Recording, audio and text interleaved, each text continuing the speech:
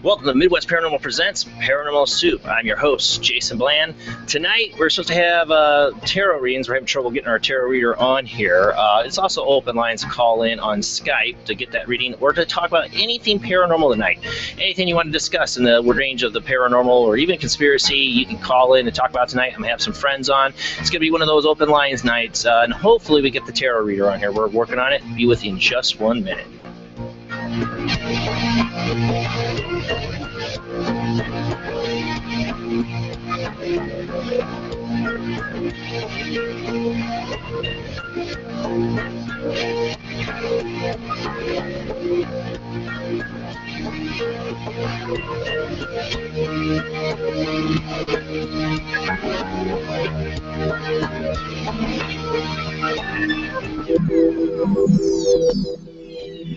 Well, welcome back to Paranormal Soup tonight. Like I said, it's going to open lines. I'm working on trying to get the tarot reader in. He came last minute. It was supposed to be Tabitha I was going to have on. She couldn't make it tonight. She did try to find somebody to replace. We're working on trying to get him on. Having some difficulty. Sometimes people have trouble figuring out Google Hangouts, so I'll hopefully figure it out. If not, maybe I'll get him on another night, or him and maybe Tabitha when she's ready to come on. I could read a tarot, but I'm really rusty. I don't know if anybody wants me to do that or not. But we are going to have kind of a long night of World Wide Web of Weird. I'll start off a little bit of a few things I want to cover, and then we'll cover some articles as we go throughout the show. There's some stuff I want to discuss. And I got my friends tonight. I got my friend Jamie, who's been on before, and of course Judy, my producer. Might have some other friends join me, and I sent out a number of invites.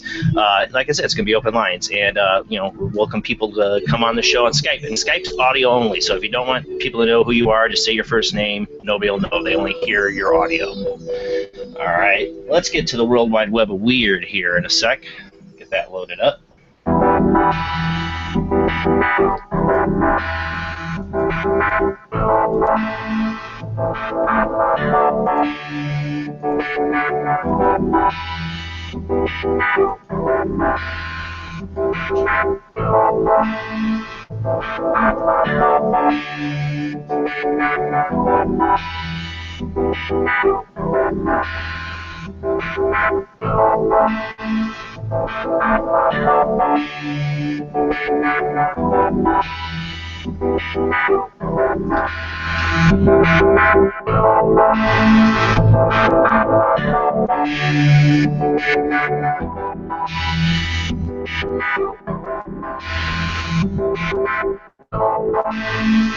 Alright, tonight in the World Wide Web of Weird, of course, we got UFOs, we got aliens, we got Bigfoot, like usual.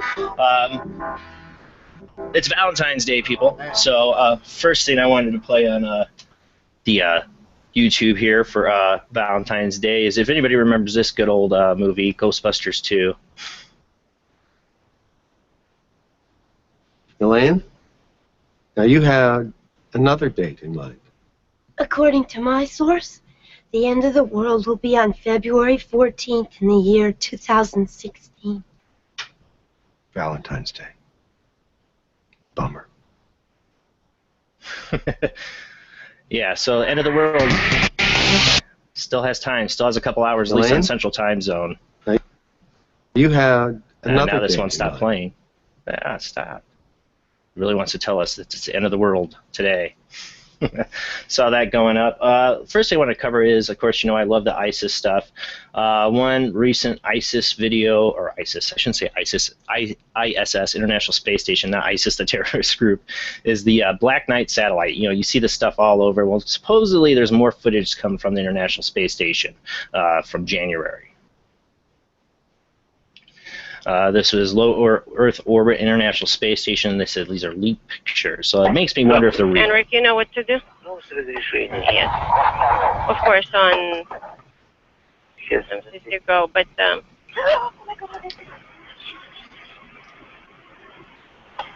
I'm absolutely fascinated with the Black Knight satellite. Is it space junk?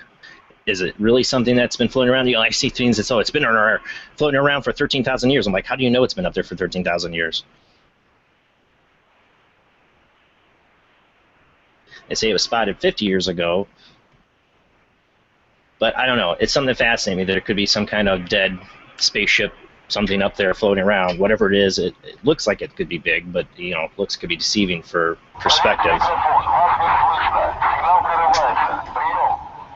The other one we got coming up from another NASA story is, could NASA be lying to us about about a huge UFO orbiting an asteroid near Earth? NASA claims this object orbiting an asteroid is a moon, but some UFO enthusiasts aren't so sure. NASA said this disc-shaped object orbiting an asteroid very near Earth is nothing but a small moon. But UFO enthusiasts have accused the space agency of lying and having insisted that the UFO is actually a spaceship. You see it here flying. Whatever it is, it's probably pretty big. I don't know how big that asteroid is, but I've been seeing this one all over social media. And you'll see Secure Team covered this. They have a lot of that stuff. I don't know. I love anything that, you know, it comes from NASA or anything. I love watching them deny it's anything, and the UFO enthusiasts go nuts over it. Another one I want to bring up on, this is kind of a depressing one on Valentine's Day, but this video has been very viral. I'm sure a lot of people who are watching the show have seen this, is the white balloon that moves by itself to hug a grieving mother. This was at a funeral. Let's see here.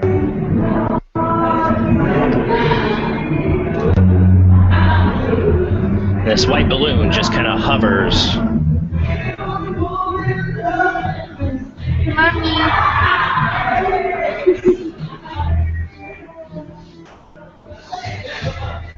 And the white balloon just hovers over to the mother like it knows.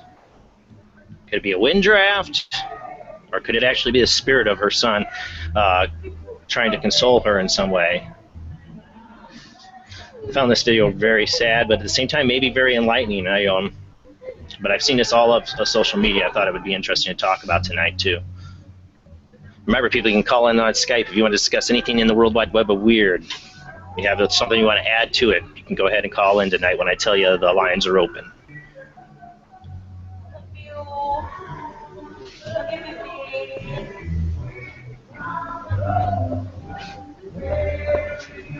And then we got a strange sea creature from New Zealand. A dragon-like sea creature was discovered on a New Zealand beach.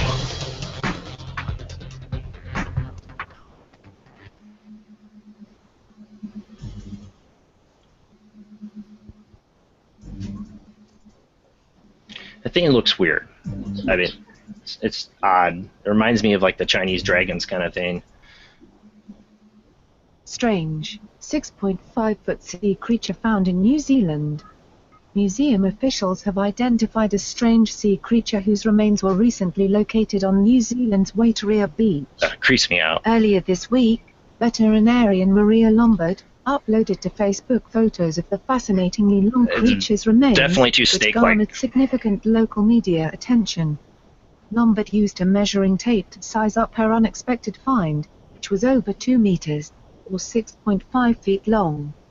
In a follow-up tweet, curators from the Museum of New Zealand Te Papa Tongawa revealed that the cartilaginous mass once comprised the brain case and vertebrae of a New Zealand smooth skate, Dipterus innominatus, a bottom-dwelling animal found throughout the waters surrounding the island. So it came up from the deep is what they're thinking. The IUCN currently considers the species near threatened, as it is often caught by trawl fisheries as bycatch.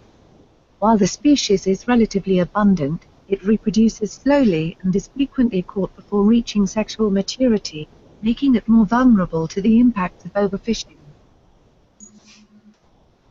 The next thing I want to talk about, too, in the World Wide Web of Weird, and I think this is weird. I don't know if they're really tempting fate on this one, but I'm sure you guys have seen the social media thing. This came out a few years ago that this guy's going to build it. Well, I guess they're in the works. They have made a replica of the Titanic. Now, there's an article on this. Well, you know, it can be sort of a replica of a ship which influentially was declared unsinkable and promptly sank in its maiden voyage after hitting an iceberg in 1912, killing 1,503 people. It's being built for a whole new journey across the Atlantic. Titanic 2, it's like a sequel. Project is ambitious brainchild of Australian billionaire Clive Palmer. The real estate coal mining magnate has announced his plans in 2012 to have it ready for this year, and then ran aground for a time. But now apparently the ship will set sail after all. I don't know if I would do that. I've always been interested in the Titanic, but I have a huge fear of water, and I definitely don't want to go on the Titanic sequel. Maybe I'm just paranoid. It'll probably be fine to make this guy tons of money, or maybe it'll be jinxed. I don't know. I would love to see it while it's like, docked. Walk around it and go, okay, I'm going to get off now before you set sail and everybody perishes to their death. Of course, this boat has the number of life boats required by law, so it's definitely got the safety measures the original one doesn't, but still, I don't know. To me, it feels like it's tempting fate a little bit, just a little bit. All right, on the ghost front, we got a little bit more going on too. We had that balloon. Now there was this one, Texas Museum ghost. This was caught on a security camera. This is in Para Breakdown. They talk about this. I love Para Breakdown. Everybody's told before to go check it out. Go ahead, go forward here.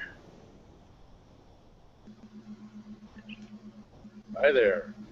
Well, the security cameras at the Institute of Texan Cultures caught a peculiar piece of footage some time ago. Visitors and employees alike claim the museum is haunted.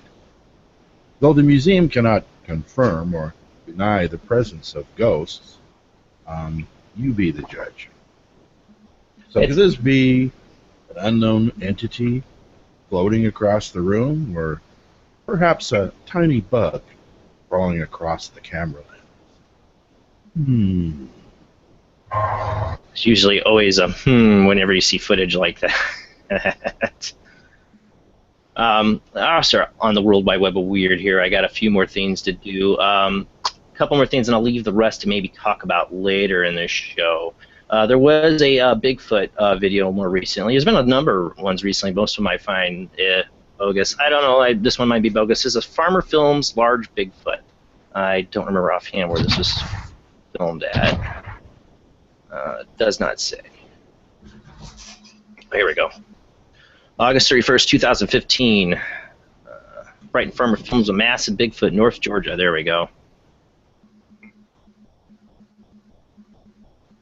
North Georgia man captures video of a large creature lurking in the woods close to his ranch. Following clip has been cropped from this original. Show more of the creature.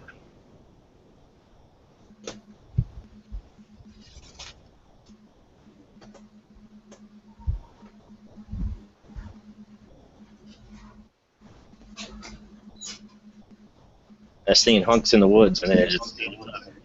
First, I'd be like, oh, it's a bear, maybe, which I'd be scared of, but then it stands up and walks away. And then is that noise it? Like, making a noise? Like, walking away? Honestly, I probably would never get any Bigfoot footage because I'd be getting out of here. It has slowed down.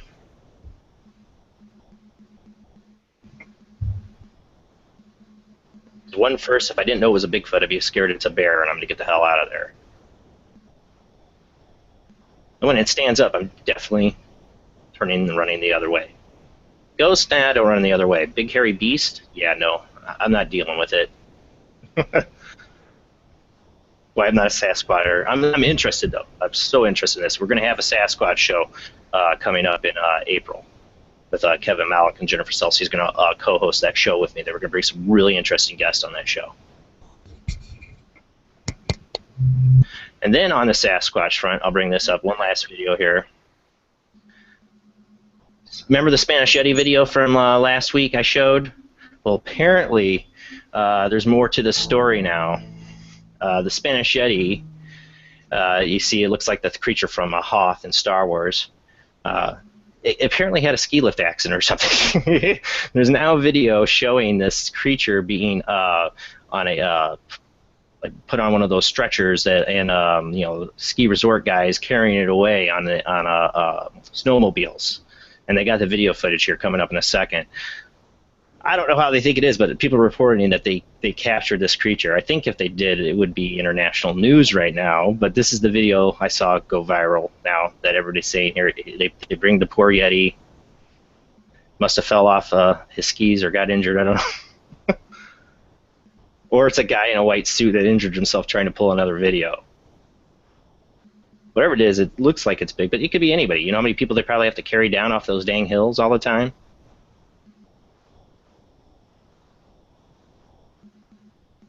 I don't know. They drive them away in a yellow truck, and nobody knows what happened to the poor Yeti after that. One other thing I want to bring up in the World Wide Web of Weird before I forget, let me get to my gallery. Last week I was going to show this. It's a picture by Catherine Ward. She does ITC experiments. If I can get to my gallery, it's not doing it. Uh-oh. There we go. She does ITC, you know, instrumental transcommunication. And she took a picture of the computer screen. If I can get my gallery to come up. There we go.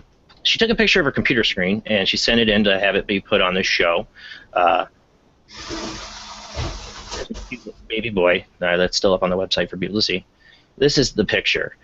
She claims she doesn't know what this is here. If you look over to the left, it almost looks like a bluish face. Now, it could be light refraction. She's flashing, obviously, with her camera and that.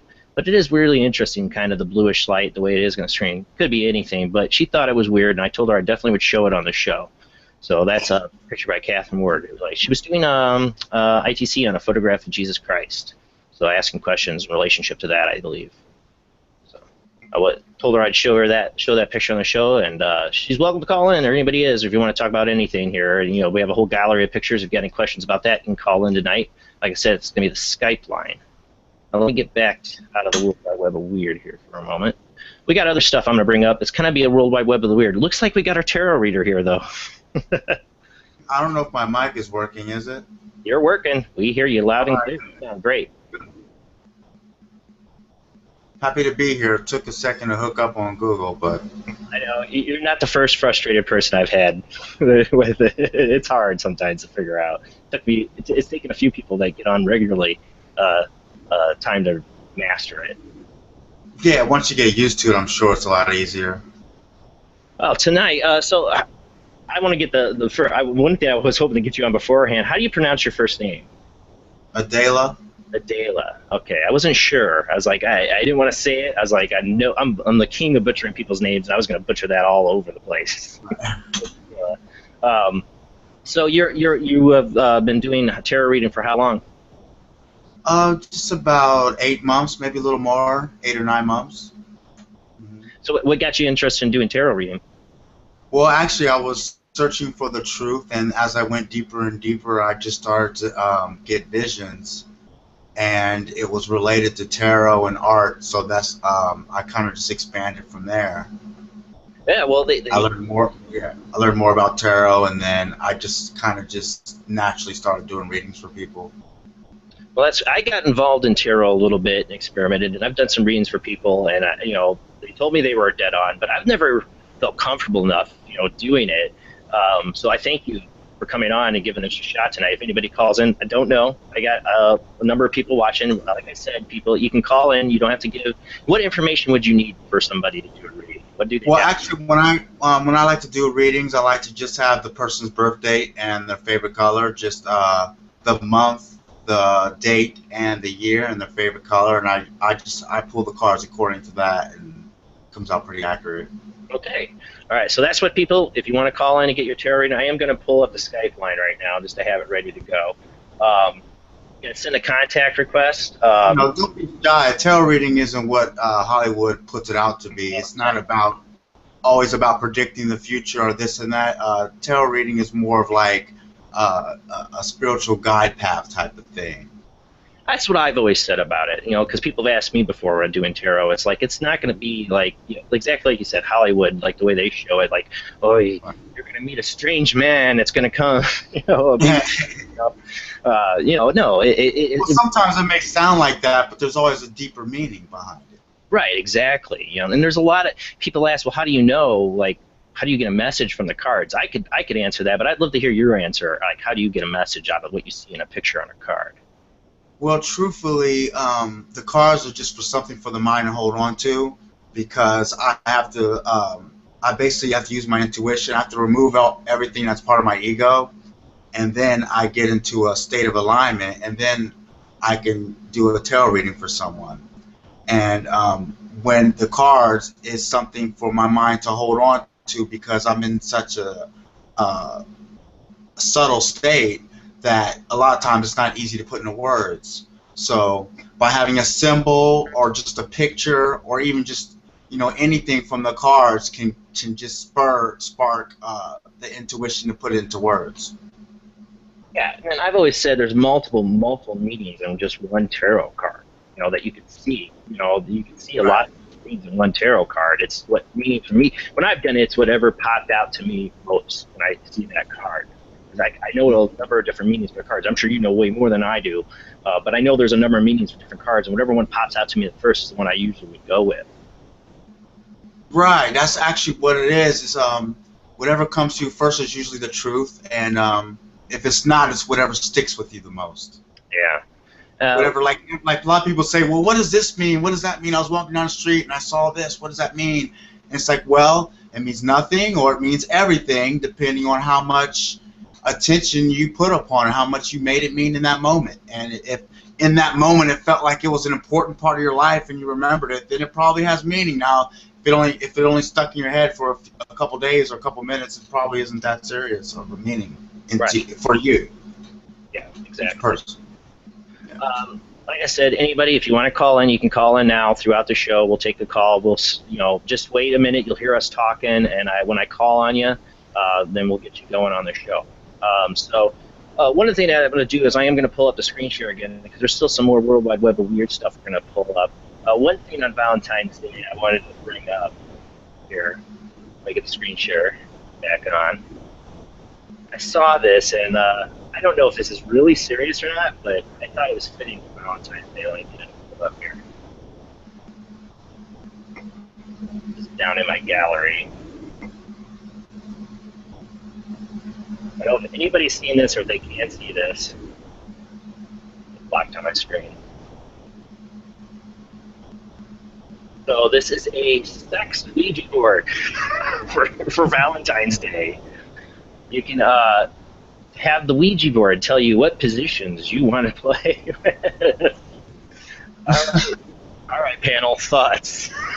Would you use this, Jamie? Jamie, would you get that? That's a thumbs up. Oh, I got to hear more than that.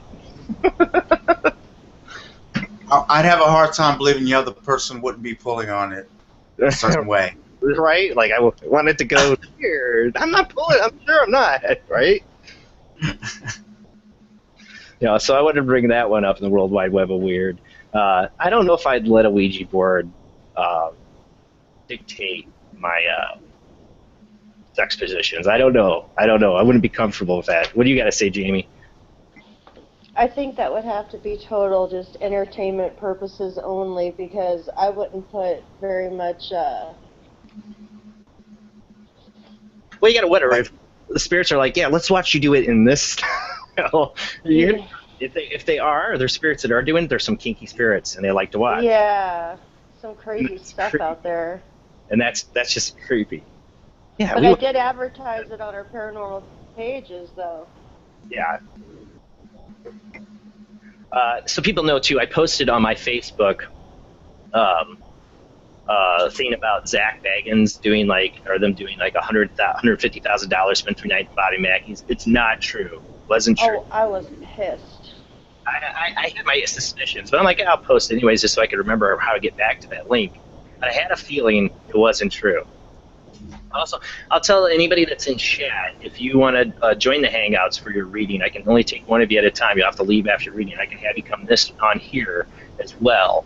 If you do, just let me know in chat, and I will send an invite. Like I said, you'll have to take turns, though, because there are getting too many people in the panel, and it overloads. So anybody who wants a reading, just let me know in chat, and I will invite you in on the Hangouts as well if you can't understand. So, Judy, we do have some evidence of yours, too, to go over. Only problem with that is if I play it, I have it all on my phone that the Skype goes through, so I'm afraid to do it just yet because right. Yeah. Oh, somebody just said the sound was sounding a little bit rough. Yeah, I was. It is. Listen, Weird. I think it's coming from Adaila. Now, see, I'm already ready to butcher the name. Adaila's and I think you're getting a lot of air noise, probably coming off your laptop mic or whatever. Oh, well, yeah, I was actually just looking for my earbuds, so there would be less interference. Yeah, if you have a mic on them, it might be a little bit better. The mic is in the camera. Oh.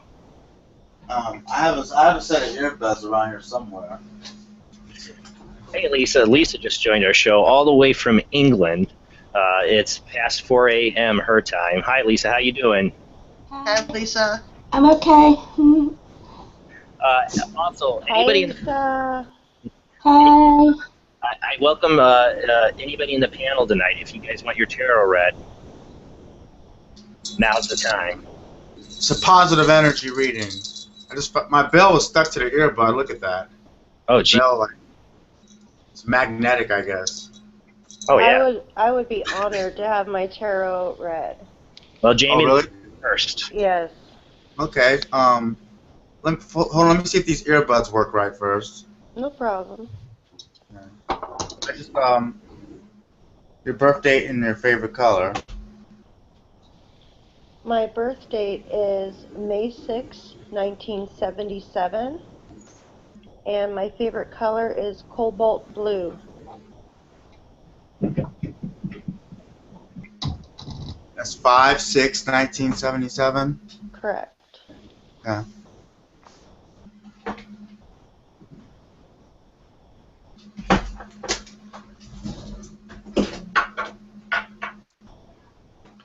So, Jamie, have you ever had your tarot read before?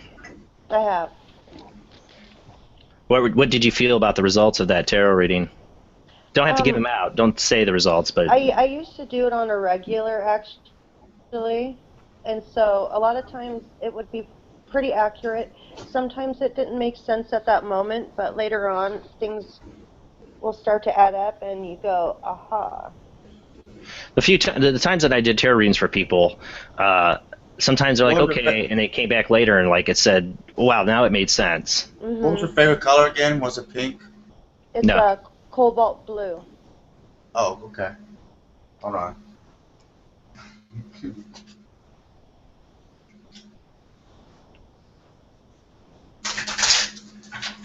And earlier, Sandy, thank you, Sandy, for telling me, said we sound a little rough. I forgot I had the button of echo down. That doesn't help. And I think we're just picking up a little bit of air off of his mic, but it shouldn't be too bad now that I got that echo button off, I hope. Like I said, this is kind of our fun night hangout. I didn't do an ITC Collective show this month just because, one, Keith and Chris have been very busy with their new house, so I'm kind of waiting until after March. March we won't have one either because it'll be Easter. And I don't think I'm going to be doing a show that night. So it probably won't be till after March that we have an ITC Collective show. All right, they said it sounds a lot better. I got that button of echo away. That's what does it. Does not help. Again, anybody in the chat, too, like I said, if you're not able to use Skype, you're in the chat, and you want to come on and get your tarot reading after Jamie's, just let me know and I will invite you in. Jamie, it doesn't mean you have to leave, though. You're in the show tonight.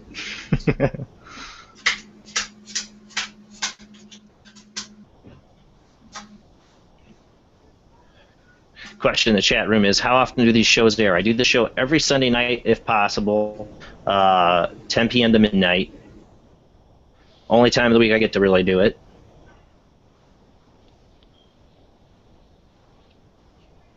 And they're always good times. Mm-hmm.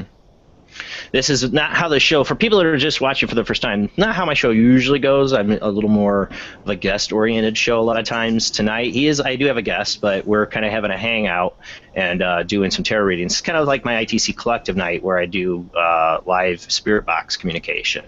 It's a little more relaxed and a little bit more open lines. And like I said, you can call in on Skype. You just have to send me a contact request. I think I got one person asking now. I'm going to let her know she can call in now. Okay, are you ready? Yeah, go for it. Okay,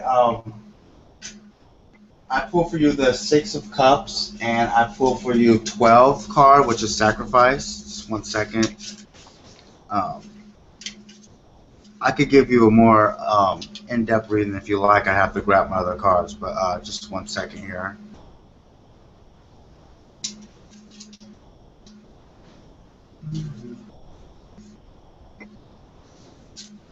Okay, 12 is Sacrifice.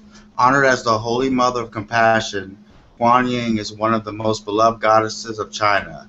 Instead of allowing herself to enjoy heaven's delights, Kuan Yin vowed never to leave the earth until at last human was free from pain, sacrificing herself for the greater good of all. And here's a card if you want to see it. I don't know how clear that is.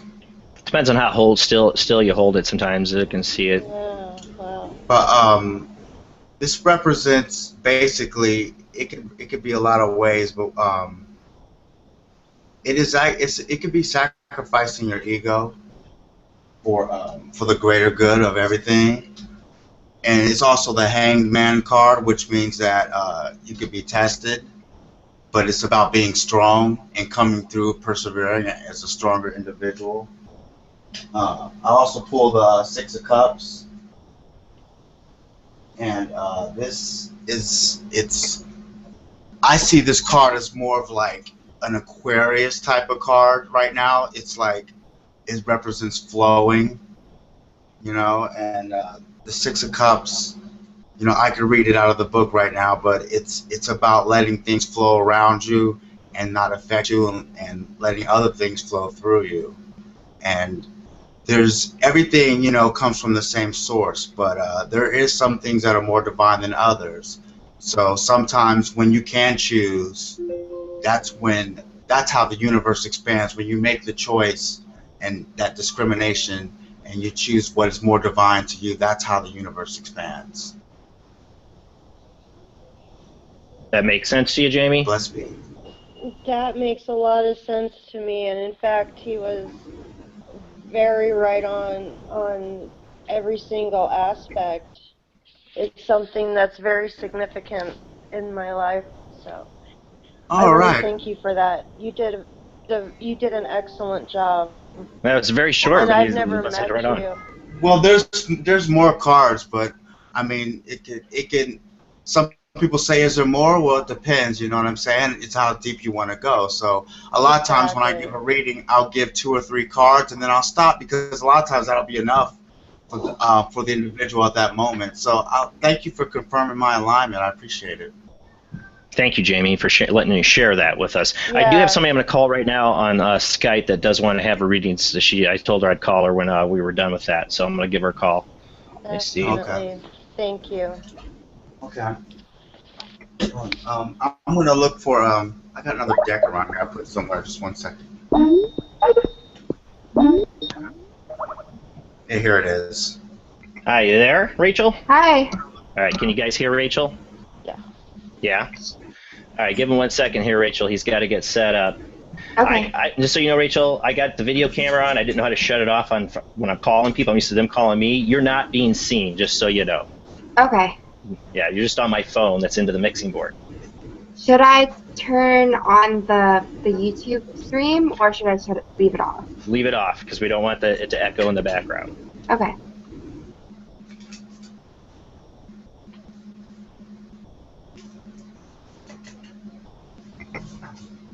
You can give me your birthday. Go ahead and give her your birthday. Color. Yeah, my birthday is August 12th, 1993. Yeah. And my favorite color is lavender.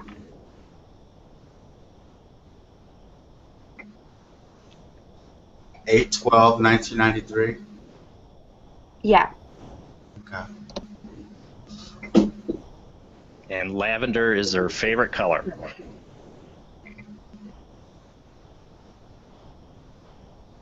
Is this your first tarot reading, Rachel?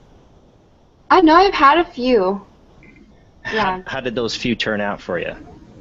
It really depends on the reader. I feel like I don't know. A lot of them turn out really good, mostly.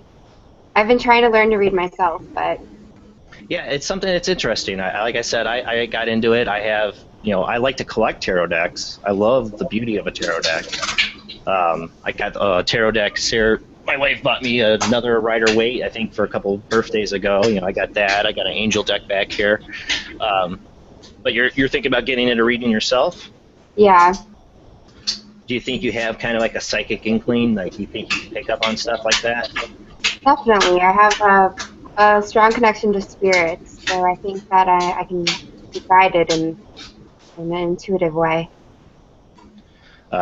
So we know our live feed is going haywire, I guess, for some people.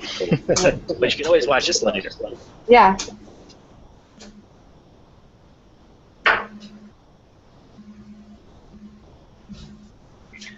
I know I've had two real like tarot readings in my life, and both of them said I was going to have 3 kids. I'm on number 2, and we're saying it's the last. I'm going to prove those tarot readers wrong. I wouldn't think that tarot could predict the number of kids you were going to conceive. Well, for maybe some tarot readers, it can. I don't know. When I did tarot readings for people, I never went down that path, really. Like, I kind of kept to the same path he does, is where it's more of a spiritual kind of thing, not a predictive kind of thing. And I have made predictions in tarot readings for people that they said come true. But it's more like where you're at in your spiritual path. Yeah. I actually I've been kind of consulting a lot of psychics about if I'm pregnant or not. So it'll be interesting if he picks up on any information about that. Oh. Okay. Very interesting. Pulled the Lover's card and the Solar Dragons card, which is a 19 card and a 6 card. And before I read it, though, I would just want to say the other cards.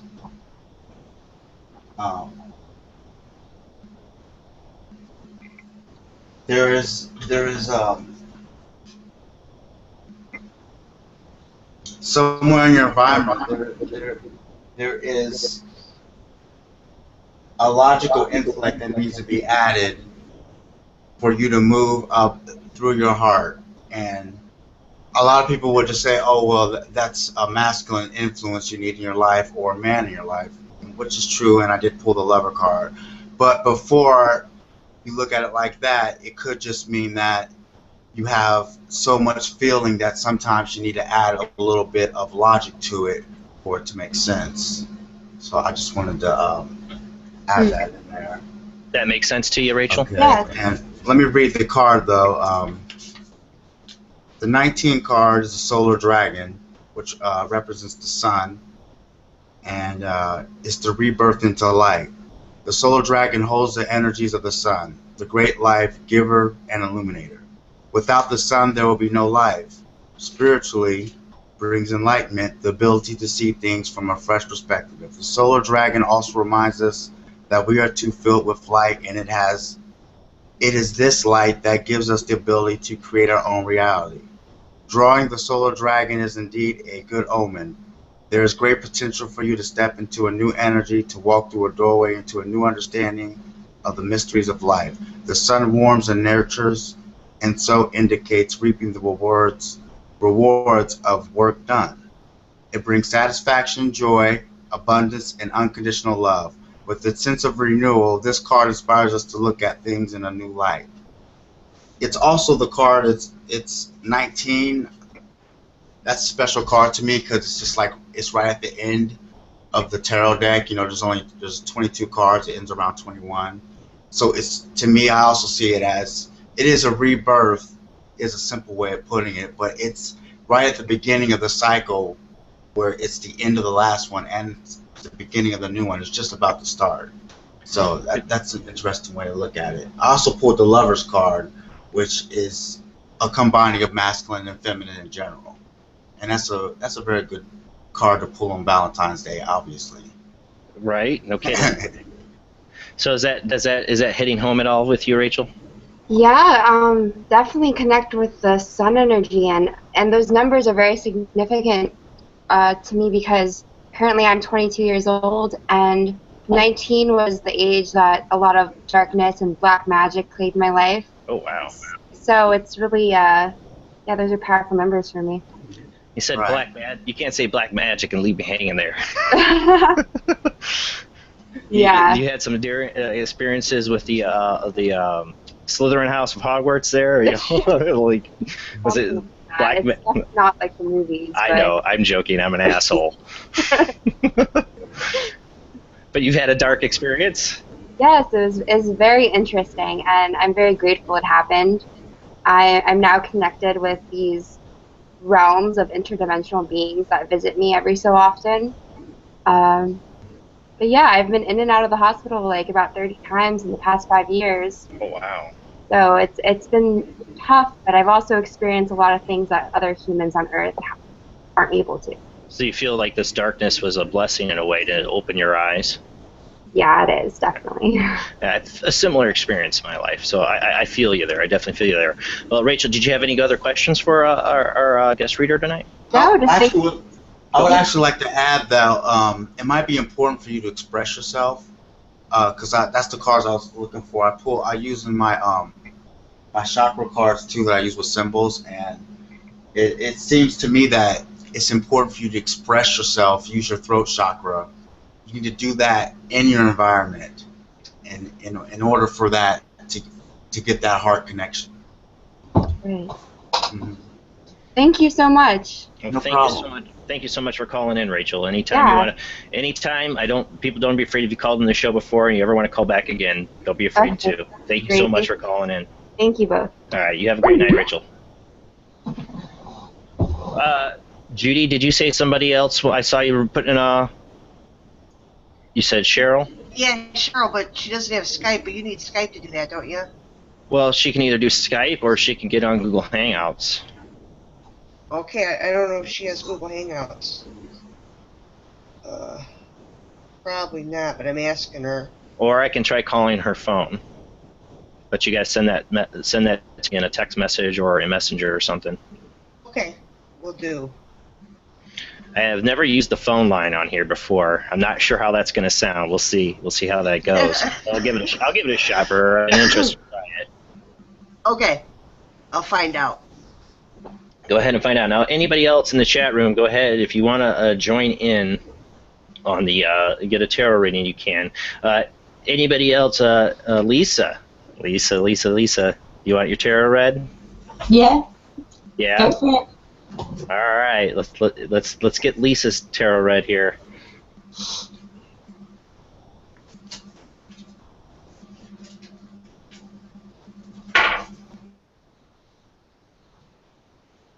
This is definitely not one of those shows I'll be making into a podcast because there's going to be a lot of silent time. Look like it froze a little. Did it freeze a little bit? What'd you say? Am I breaking up? No, you're fine. You have a little bit of background noise that we hear, but it's gotten better. Oh, that's just my PC, I think. Yeah. I have another friend that gets on here, and his is louder than yours. It has a lot of dust because I'm always burning stuff in here. Am I sounding okay? Huh? I've got a new headset on and it's probably dodgy. Oh, you sound fine, Lisa. Good. You look great too. Thanks. For 4 a.m. in the morning, you look great. Every time you get on here, you look great. Then it's 4 a.m. in the morning. I don't look great at 4 a.m. in the morning. Almost 5 a.m. I'm not going to look great in a few hours. Well, thank you so much. I missed having you on. It's good to be back on. Does somebody want to read it? You can give me your birth date whenever you're ready. All right, go ahead, Lisa.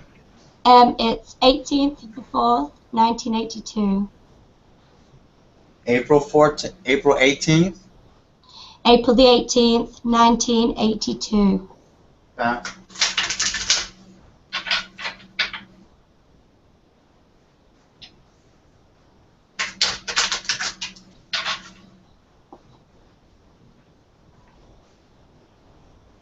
Now, Lisa, have you had your tarot read before?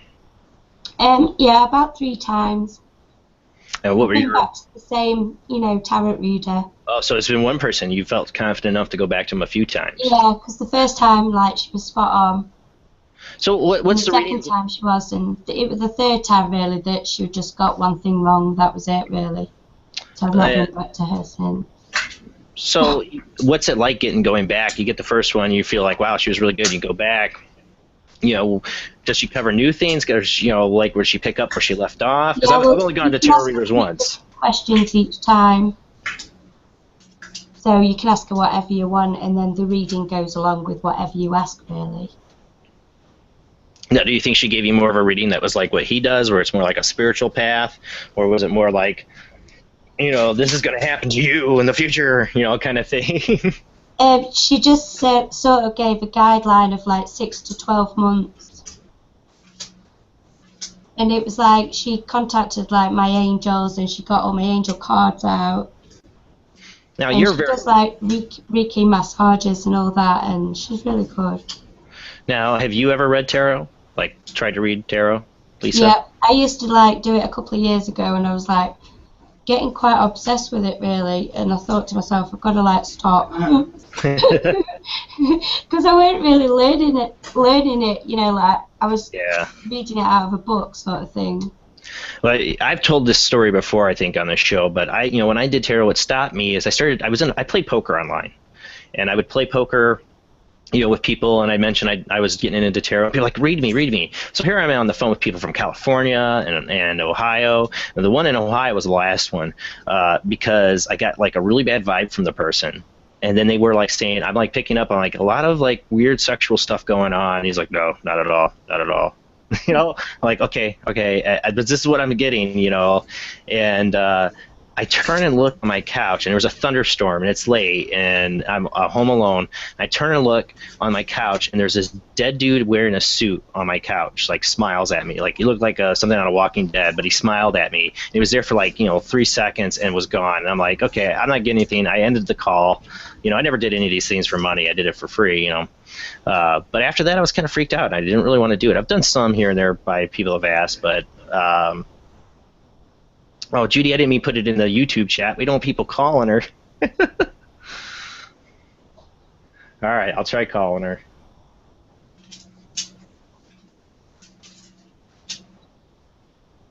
All right. Okay. I'll wait till after this, and then I'll try calling her. Oh, wait. Should I go ahead? No, go ahead. I'll wait till you're done, and I'll try calling this next person. Oh, okay. I pulled 3 orange cards, which is interesting. That shows that there's a lot of passion that is moving around right now, and that's just overall passion. But the triangles are both pointing up, so that's a good thing. That means that you are going higher and higher to new plateaus. You come back down, but every time you go down, you may go higher to new plateaus. And I just wanted to point that out. And Five of Swords reversed is a card that stood out to me. I'll read what it says here. Yeah. 2 swords are laid down in truce. However, the woman still grasps 3 others, showing that the fight isn't over yet. And it's reversed. So it's about the struggle, and only by striving can you actually grow. So you got to learn to trust yourself. That's there when right above this passion is the soul chakra, and the soul chakra, the yellow color, is about trusting yourself. And once you trust yourself, you can move up even higher, and you'll still go up and down, but at least you won't be in the circle and in the passion area and understanding your own passion in life. So that's pretty much what I got out of that. Cool. That makes sense for you. Is that good? Yeah. Pretty good. Would you like a little more? There's You one got more time. card that kind of stood out to me. There's Go one for it, more card Lisa. that kind of stood out. The Prince of Pentacles stood out to me. I just read it. I still don't have any of these memorized. I don't even have the astrology signs memorized, but you know, it's more about your intuition. But anyways, here the Prince of Pentacles. Here it is. Seductive and sweetly perfumed, the Prince of Pentacles offers all of life's bounties. To possess them, though, desire is not enough. Constructive action must be taken. The ability to create opportunities for growth and beauty. A woman who personifies these forces. The ability to work hard to create prosperity. So that's about actually taking action. Yep. I understand that. Taking action is the last phase of manifestation. You have a passion, you have a desire, and then you blend that with your pure intent, and then, but the last stage, you have to act with the hand for the universe for it to unfold. Mhm. Cheers. Thank you. Okay. Thank you. I felt a lot of good energy from this reading. I just want to let you know. I almost started laughing in the middle of it. Laughing like it's good energy, right? Laughing. That's what you mean. So it's yeah. What now? Have you read for somebody before and you've just like it was negative?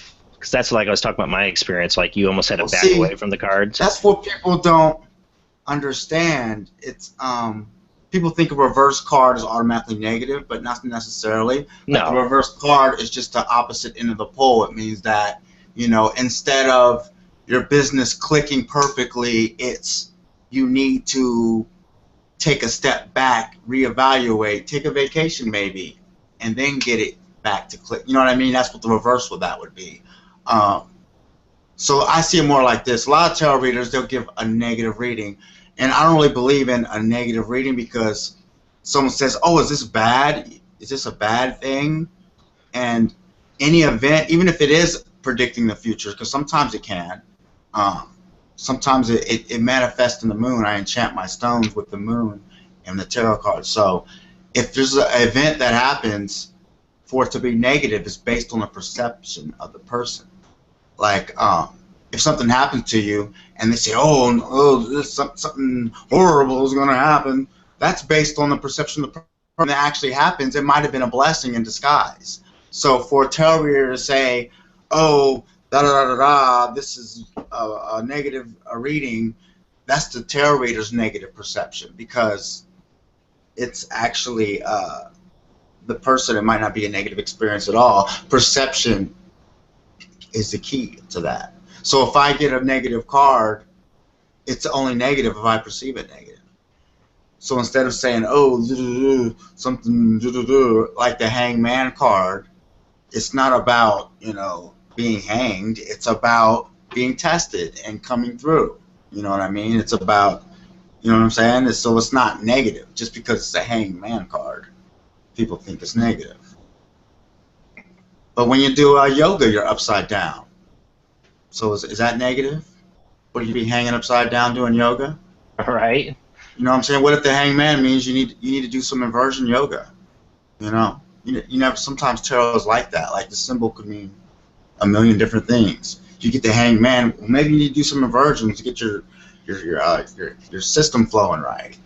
You know what I'm saying? It's all based on perception. So one tarot reader says hangman, oh, that's bad. Another one says, oh, there's some things you might have to go through. Another tarot reader is like, oh, maybe you need to do some inversion yoga. Another tarot reader will say, oh, maybe you need Christ because it's a cross, hangman. I don't know. It's just based on perception, you know. All right. So that's what I feel about negative readings. Yeah, and that's why I've had just that one experience. I've never had anything else. Now I've probably not read nowhere near as much as you did. Just that one time I had that really negative experience that kind of blew me away. You know, like I connected with some kind of energy I wasn't sure of. Just to turn and see that at my house, I felt it had to be connected. You know, and I'm not saying that happens to people very often. It happened to me. That's all. That's what kind of ended my tarot reading career, pretty much. Well, yeah. I mean, I guess I've been lucky because, like before, about a year ago is when all my preconceived notions were broken. So I was pretty much ignorant before that. And I saw this movie. I think it was with Beyonce, and it was some tarot reader gave her a bad reading, and it scared the shit out of her, and she got killed on stage or some shit. And I was like, "What the fuck?" What? That shit scared the fuck out of me. What movie but was that? I don't know if I'm allowed to cuss or not. No, But, it's fine. It's fine. But but then once I got into it, I got into the whole occult mystic thing. I got into the Emerald Tablet. So by the time I was actually tarot reading, I was already doing banishing spells without even knowing I was doing them. So I was pretty much protected from that. So I guess I was kind of lucky in that front. Right. Well, we're gonna. I was already doing banishing spells. I didn't even know it was a banishing spell. Then I find out it is. So then you use it when you can. Yeah. If there's anything, it works in your radius. If there's anything in your house, there's a vibration you can send, and I guess you can call it a spell, but it's a vibration. It's a chant, and if any entity that isn't of light, it has to leave, and it works. We'll get back to that in a second. I got somebody else. I got a few people now asking to get readings. So the next one we're going to try to call on her phone is Cheryl. Judy, you think she's ready? Is Judy there? Okay, I'll be 1 second. Sorry, I have my mic on off. Yeah, she should be ready. Okay, I'm going to try calling her. He's getting something else set up right now. I've never done this on my phone, so we'll see how this goes. I don't know how the audio quality will be.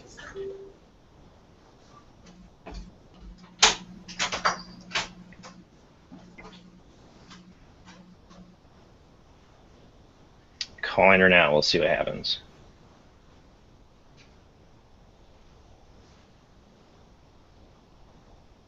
There we go. We can hear the ring. Feel like we're in a Pink Floyd song. Hello? Hey, Cheryl. Hi, Jason. Hi, we got you on the show right now. Is this Jason? This is Jason. Can you hear me? Hello? Can you hear me? Uh-oh. See, that's what I was afraid of. It doesn't want to keep connected down in my basement. I had her for a second, and it hung up.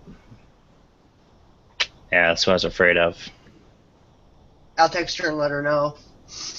Yeah, the sad thing, the reason I always use voice over internet is because I get off my internet signal. Trying to do cell phone calls, it's really hard. It's hard for it to keep connection. Sometimes it keeps connected, sometimes it doesn't, but that's why I use Skype. I could set up a burn number, but it just doesn't work, sadly. I don't get the connection down here. Alrighty. I did have David Coffin asking if he could get a reading, but he says he can't come on because he's at Starbucks. He likes to watch these shows at Starbucks very often, I think. But if he just gave you his birthday and favorite color, he'd be able to do a reading. Yep. Yeah. So David, if you want to go ahead and give that out, I'll tell him what it is, and we'll have him do a reading from there. If you want to give it out on the chat in YouTube.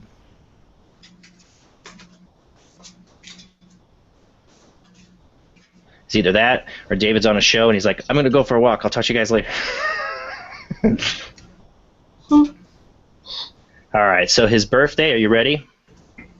Yeah, go ahead. It's June 15th, 91, and favorite color, blue. 91? 6/15/1991. It's 1991, David? 61. I was going to say, I know it's not 1991. I know you're older than me. It's 61. June 15th, 1961. 6/15/1961. Yep.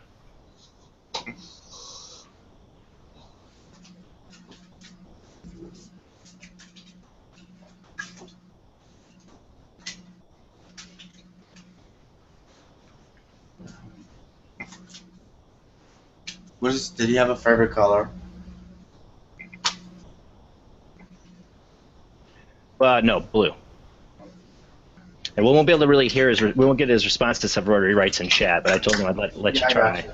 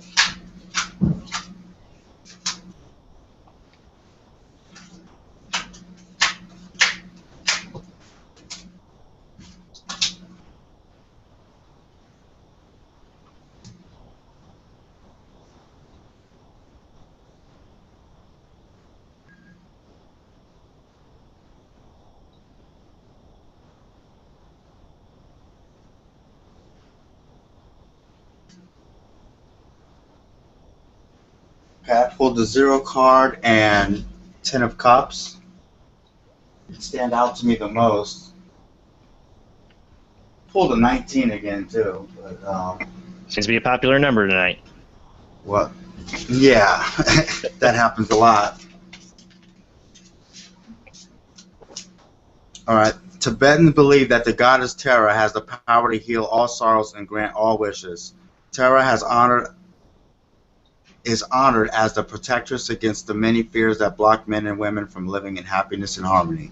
Innocence, which protects new beginnings, innocence, trust. This is the 0 card, also known as a Fool's card, and it's basically the beginning of everything. This tarot card has a lot of meanings. It could mean the vacuum. It could mean the very beginning womb of creation. But also the 10 of Cups came up. Let's see what it says in this book here for the. I'm using a Goddess Tarot, and I was going to ask what tarot you were using. I mix in with Dragon Oracle Tarot too. With So you mix them together? You mix the cards together? Or? a lot of times, yeah. A lot of times I just put them all together, and whatever comes up, comes up. David asked, were both the cards upright, or do you go by that? Well, what I do is I started off with just my basically Hermetic tarot cards. They're just symbols. And as I get more decks, I slowly blend them in. I enchant them with the moon, and I mix some of them in. And I chant a few more in the moon, and then I blend them in. Gotcha. Oh, 10 of Cups. Where was I? Sorry, I lost my place talking. Nope, sorry, bud. That's my fault. 10 of Cups. Form of arc over a rainbow and are reflected in a calm ocean. The moon is full, promising satisfaction and abundance. Happy family satisfaction and endurance in love relationships. Now, in order to be completely satisfied,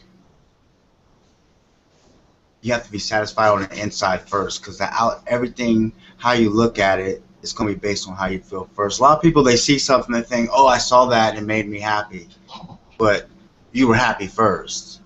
You know what I mean? And then you thought that made you happy. It may seem like it's the other way around, but it's really a circle.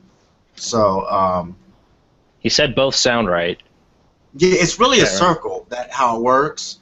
But honestly, it's important that you feel good on the inside first, because then if something comes up, a condition or something in your environment that is not desirable, it may affect how you feel on the inside. But if you already recognize that it's how you feel on the inside first, then that thing that you see on the outside won't change, won't be influence you as much.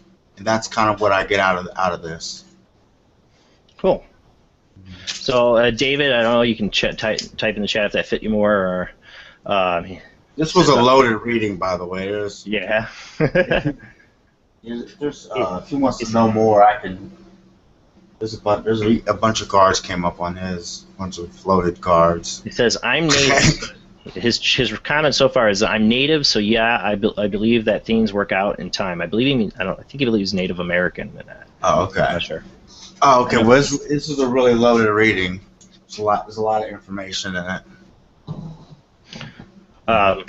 If you want to give him more, that's fine. I'm still waiting to find out on the next person I'm going to have do a reading here. All right. Actually, I got the Queen of Pentacles came up. It kind of stood out to me. I don't pull that card that much.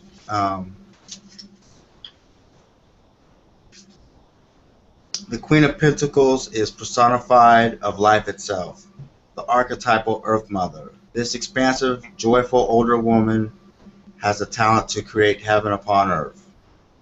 Fertility, possibly parenthood, creating prosperity and harmony, beauty, wealth, the home. Regality. There it is. Or being regal. I guess regality, that's a weird word. But being regal. And it also says a possibility of parenthood. So that can be viewed literally or, Yeah. Oh, I gotcha. Or figuratively. A lot of people have things that they call their kids that aren't really their kids, but it could be literal.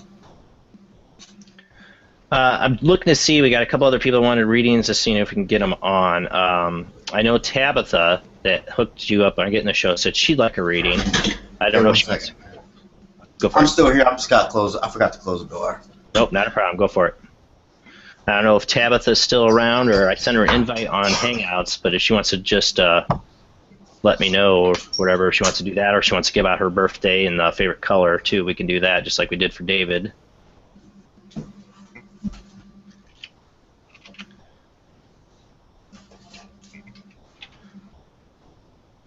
While we wait, too, I have another interesting thing I'd like to bring up. We were talking about Ouija boards before. Let me get this one up here. Hold on. I found this really funny article. I got to get it up. Hold on. Get this on here. All right. So it's called 6 Ouija board hacks for better answers for cooler ghosts. All right, this is from the site Reductress, written by Connor McLaughlin. Did I get that right? But I find this article hilarious. So, are you tired of lame-ass, confusing, or non-existent responses from the spirits you contact through your Ouija board? Are the specters you've been channeling kind of not dope? Are the hexes cast upon your enemies getting lamer and less effective with deep drawing of the blood moon? Sometimes not getting satisfying stuff out of your Ouija board is simply because you don't quite know how to use it. Here are 6 ways to hack your Ouija board and get some quality knowledge from chill ghosts at your next seance. Tight. All right, here's some foul language, but he says, F Latin chants, freestyle rap.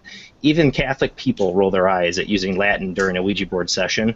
What makes you think that slightly less scary spirits world doesn't? They don't understand Latin any better than you do. Why would you use Latin to try and channel your deceased grandpa from Maine? Instead of speaking in hushed, scared tones, tell your weird friends to make it beat and rap your questions. Damn, spitting fire just like demons do. Number 2, stop asking about old people. Okay, we get it. Grampy died and you miss him. Big whoop. He may have been your first and closest friend, but face it, he's boring. Old people are tired after living for so long, so they never do cool stuff like make things levitate or make the walls bleed, and they never answer anyways. They can't friggin' hear you. Plus, Ouija is a bit different than wishing upon a star. This is a realm of demonry and spiritual chaos. You don't want Grampy giving you lectures about the dangers of sorcery. You want to see a Civil War ghost get blown the F up. Forget about tender messages from old folks and keep your eyes on the prize. Cool ghost. Number 3, for maximum chill ghosts, start your seance at 420. It's 420 somewhere in the afterlife. This is one of the more unknown tricks to get chill ghosts to respond to your channeling. Light some incense and play a little Sublime on your jam box, and you might summon a phantom named Turner, who takes forever to respond coherently and smells like Doritos. Can I say something about that? Yeah, go for it.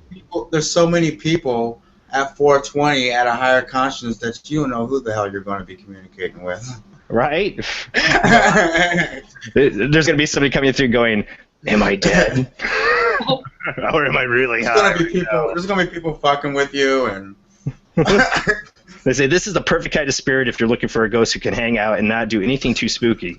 He may be a cryptic and pretentiously equivocal, but as damn is he funny. Invite him to your backyard half pipe and watch him do sick ollies. He gets mad air now that he's a ghost.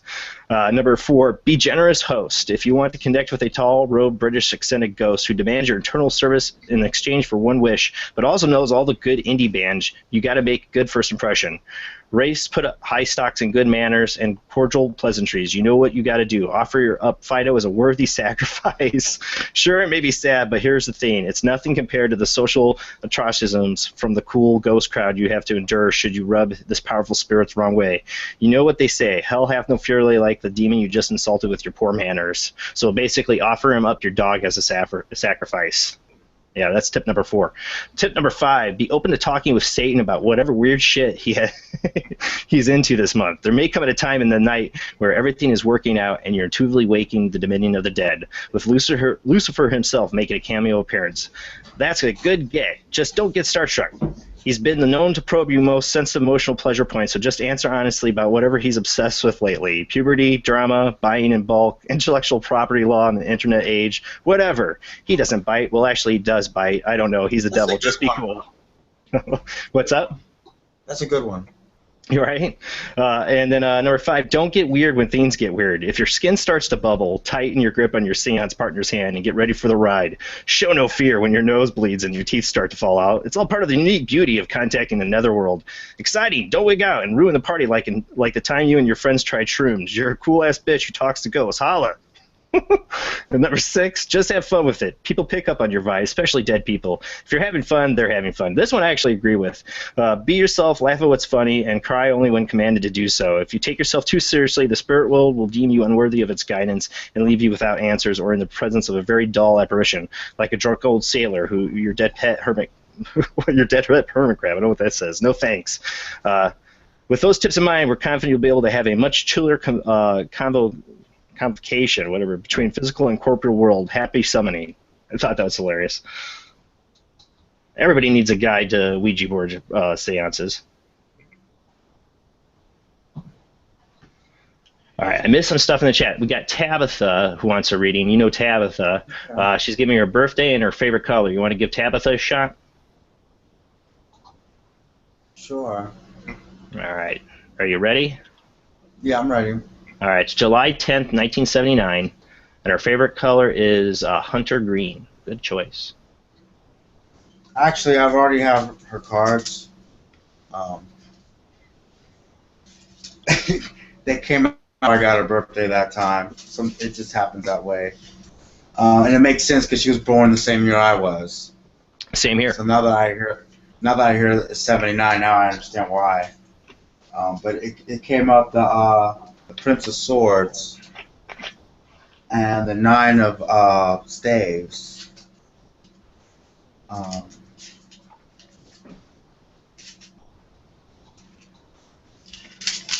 When was it? July what? Just curious. July 10th? I'm just curious. It was 10th. Huh? We locked up there for a second. It was July 10th, 1979. I'm just curious.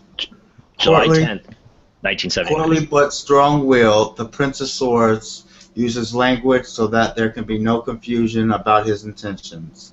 He is a messenger bringing needed information or clarity. News that brings sense to a new situation. Messages, communications. The ability to create influence. Someone who personifies this role. It's like sometimes when people tell you things, their throat chakra isn't balanced, so it doesn't, when it hits you, it doesn't come right. This is saying that the opposite of that is around the corner. It's either it just happened or it's about to happen. Someone's going to express something to you, and it's like one of those aha moments. And 9 of Staves here. Protected by the wall of staves, the woman rests for a moment to regroup her thoughts. There is still much to do before success is secured. A pause in work to reconsider plans. Completion is close, yet so far away. So it's kind of saying you should wait for that sign. It might not even be a person. It could just be a sign that before you make that big decision or something. If there's a fork in the road, it might not even be a big decision. It could be a little fork that makes a big deal later on. You should wait for that sign or for that person to come through with that clear speaking before you put it in stone. Or before you pick away on that fork. So only Tabitha can answer us on chat there if that made any sense to her or had any meaning to her. Hopefully. I'd like to, I think I could give it a shot and let you do a reading for me, see how that comes out. You'll be my 3rd person ever to read tarot for me ever. Okay. So what Tabitha isn't on right now? She has to listen to it later, or? She's on chat right now. She wasn't able to get on Hangouts or Skype. She doesn't have that set up. Okay. So this is going to be on YouTube later, or what? It's live right now. Okay. But it'll be on YouTube later as well. Okay, so if someone misses it, they can watch it later. You got it. You got it. Hey, Jason. Yeah. Cheryl wants to know if you have time, if you could just do her date of birth and stuff too. Yeah, we can do that. So let me know whenever you're ready. I got her info. Okay, go ahead. Yeah, go ahead and let Cheryl do it. Oh, okay. Let's pull it up here real quick. Yeah, tell Cheryl I'm sorry. I tried. I think we talked about I think that last reading, I just want to say, was a little forward-looking. I could be wrong. Maybe there was a couple more cards that were supposed to come up next, but I think that one was forward looking. Just for the record, I just wanted to put that in there. She might. Sometimes the feed's bad too. She might not catch it in the feed yet too. What she saw other readings. She can always watch it later too. Okay. Go for Her it. date of birth is 10/20/60. Color purple. October 20th, 1960. Yeah. It's the day after my birthday. My birthday is October 19th. All right. Wow. Hold on.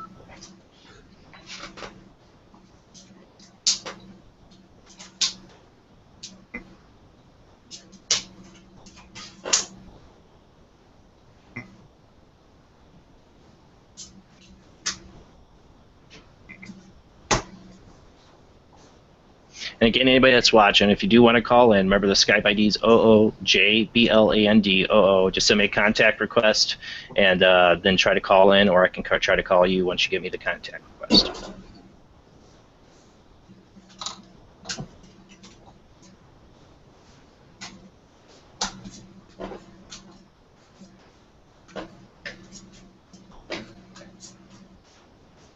I don't know if you guys have paid attention to the science channels. One of the things others I wanted to talk about while he's getting ready is, have you guys seen the new discovery of the gravitational waves in space? That was talked about by our investigator on our Midwest Paranormal team, Tom Logwood. Talked about that theory. Now that's being proven about gravitational waves and how related to ghosts. I don't remember which episode that number was. I'd have to think about find that. I need to. But he had a great theory, Tom did, about how ghosts could be, in a way, in that gravitational wave. He's best at describing. He's got the mind to talk about it. But using, like, they're almost like able to manifest themselves using this. God, I'm way off on what the theory was, but he had a really good theory on this, like how the gravitational waves. I don't remember. The ghosts use that to slow down, like in the gravitational wave, to manifest at times. I don't know. He had a really intriguing theory. I want to definitely get him back on here now that they've discovered this in science to talk about it more. I just read an article about that too, and I think I might have posted that on a couple of my pages also. I thought that was really interesting, and I wanted to start researching that further, because that's just amazing. Yeah.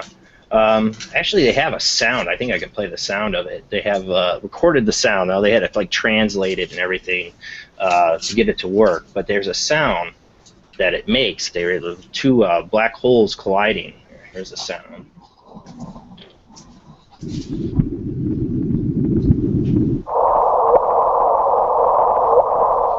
Supposed to be two black holes colliding, if I remember right. And this is the gravitational wave. Sounds like a video game, but. All right, are you ready? So cool. Yeah, dynamic, stable, enthusiasm, mastery over business ventures, the ability to bring ideas to fruition, regal, expansive, and energizing. The King of Staves is the epitome of the sun's power. He has ability to inspire others to grow because of his enthusiasm. Got any other cards that came up with that? Yeah, there's a lot more. 1 second. Also pulled, I just thought that was kind of funny. The black hole thing was kind of funny. Prince of Cups also came out. We can talk about that after the reading if you want to get into that. That's cool. Well, I was just going to say that the wave, whatever you want to make out of it, inspired people. And I think that was one of those inspirational cards. But anyways, also pulled the Prince of Cups. It's actually the Jack of Clubs, but... Oh, wow, you mixed in the regular playing deck. Yeah, I broke out a regular deck because, I mean, I'm doing a lot of reading, so... Gotcha. It's better just to... Sometimes you got to get a fresh deck, fresh perspective. But Prince of Cups, a gentle boy proffers a cup. The water within it is a magical potion. It can invite love, passion, creativity, or intuition into life. An invitation or offer. young children who, with their gentleness, allow one to experience innocent anew. This to me is like, you ever babysit someone's kids and they're like the greatest kids in the world? It's like that feeling, kind of. That you got an easy job. Yeah, well, like you know how people like an old lady sees a baby and it reminds her she wants to die, but then but the moment the grandbaby is born, she doesn't want to die anymore. The grandma doesn't want to die anymore. All of a sudden, so you're saying she's got a renewed vigor, right? And kids can do that to us. So you're saying maybe a grandchild might be on the way? That depends on if she sees it that way. Okay. No, I totally get that. Was that your reading? No, that was for... that was someone else, right. No, that was for her friend that we couldn't get on the phone. But I could... if you want to know the answer to that... Well, I'll let Judy take that because it's her friend. Just FYI, she is expecting her third grandbaby. Oh, really? That's interesting. And I didn't know that. And she watches her grandbabies all the time. Well, I think what he's saying is she finds life in her that kind of aligns with it, but I pulled some interesting chakra cards. I pulled the red triangle and a purple heart, and those are like the red is at the very bottom and the purple is like right at the top. And it's interesting that the red is pointing down because it's like saying staying grounded. Like if you're too high in the clouds, you won't see what's going on Earth. So you gotta have a balance. And if you're too much on Earth, you know what I mean. If you're too much stuck in the material world, then you'll never see the spirit, right? So. Right in the middle is the heart, you know what I'm saying? And I just thought it was interesting that those two cards came. It's like 369. The 3 and the 9 came, and the 6 is the heart, which is also the Lover's card, by the way, in tarot, 6 card. So might be getting that one a lot tonight because it's Valentine's. Well, I didn't pull a Lover's card, but the chakra cards, I pulled a purple heart. And I pulled an upside down red triangle, which are actually Dr. Seuss cards. Oh my God! And this is the crown chakra, and this is the root chakra. So this is the highest one, and this is the lowest chakra. So the middle's our heart chakra. So any kind of deck you would use, almost it looks like you got. No, well, actually, I started with these because I didn't. Really? Wow. I learned a different way. I started with these. I would just pull these and do readings because I understood the symbols more. I gotcha. You know, definitely. And then I eventually started doing enough readings where I needed more specifics. That's where these come in handy because I could actually do a reading with just those symbol cards, but I'd have to be probably a little more in alignment and a little more, you know what I mean? I have to be so pristine, you know what I mean? I think having these decks gives you more. I could be a little more casual, you know what I'm saying? I still have to use my intuition to be in alignment, but it helps you give you more detail. And then actually the deck that I use, this deck, I actually keep these separate, the regular deck of cards. Okay. Just when I feel like, I just wait for my intuition, it tells me to grab this deck instead, and I'll use this one.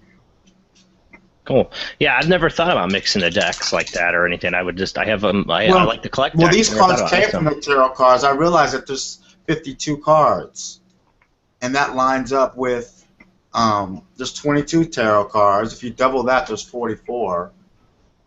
I mean, if you just add 8 to that, that's 52 cards. Pretty cool. So it lines up. The hearts are the swords. The clubs are the cups.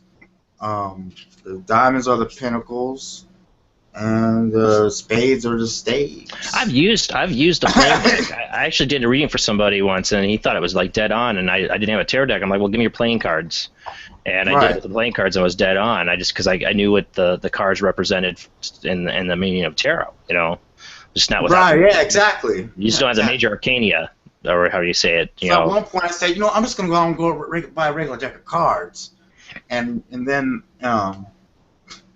it turns out my wife had all these extra decks. I got this deck from 19 something. Why are you holding out on me? I'm like, you're holding out. But she has some German deck of cards and some French deck of cards like this. I'm like, I'll save those for special occasions. My wife's grandfather has the Napoleon decks. Oh man, really?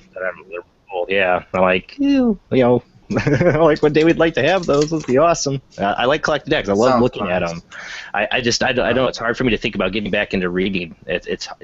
I don't know. After that experience, it's like I've been very timid to read for people, and I've always been the one person to be like, I'm not going to go down the route of maybe being a psychic or anything like that. And what do you like to be termed? I doubt you like to be called a psychic. What term do you like to go by? I mean, that's just a label. If that's what people see it as, I don't mind it. I know some people do. It's just a label. I mean, I don't really take it as the wrong way. It's just because people have, when you say psychic, it's just like it's like saying the word God to some people. You know what I mean? Like when you say God, some people think of some guy with a beard in the sky on the clouds, and they get offended. I don't believe in that garbage. And so just by saying the word God, they get offended. When you're not really saying, a lot of people aren't even saying that when they say God. You know what I mean? Everyone has their own interpretation. So to me, it's one of those loaded words. So like when you say psychic, everyone probably has a different interpretation of what a psychic really is. You know, a lot of people are thinking of the X-Files movie, you know, or the psychic who helps the police on Law and Order, which is real. There are people who do that. Oh yeah. But I'm just saying everyone has a different interpretation of what they think of first when they say psychic. Yeah, like you said, it's a loaded word. All right, well, I got a call. All right. Hi, there, Sandy? But I see myself as a witch, if I label I like. A witch? A witch? Yes, I'm a witch. Sandy, if you're there, make sure you got your YouTube turned off. All right, hold on. Hi, there, Sandy? Hold on. Okay. I'm there. Okay, Sandy. YouTube's off? Yeah, it's off. Okay. So you calling in to get a reading, Sandy? Yeah, I thought I might. I was wondering if you would. All right, so we got another reading for you here. My birth date is December 3rd, 1970, and my fifth color is black. How many times would you like me to shuffle? 13. No, really. Really? You're putting through the ropes on that. Well, no, really. I'm going to shuffle 4 times. 3 plus 1 is 4. Forward. There you go. Shorten it down. Wait, oh, you asked. I can't. I have to go with the first number she says, or that wouldn't be. But we're going to go with 4. We'll go with 4. You doing good, Sandy? How you been? Well, you actually don't give too much away. Actually, we're gonna read it. Sorry. Yeah, I don't want to do that. Yeah. Okay. December 3rd, 1970. December 3rd or 30th? 3rd. 3rd. 1970.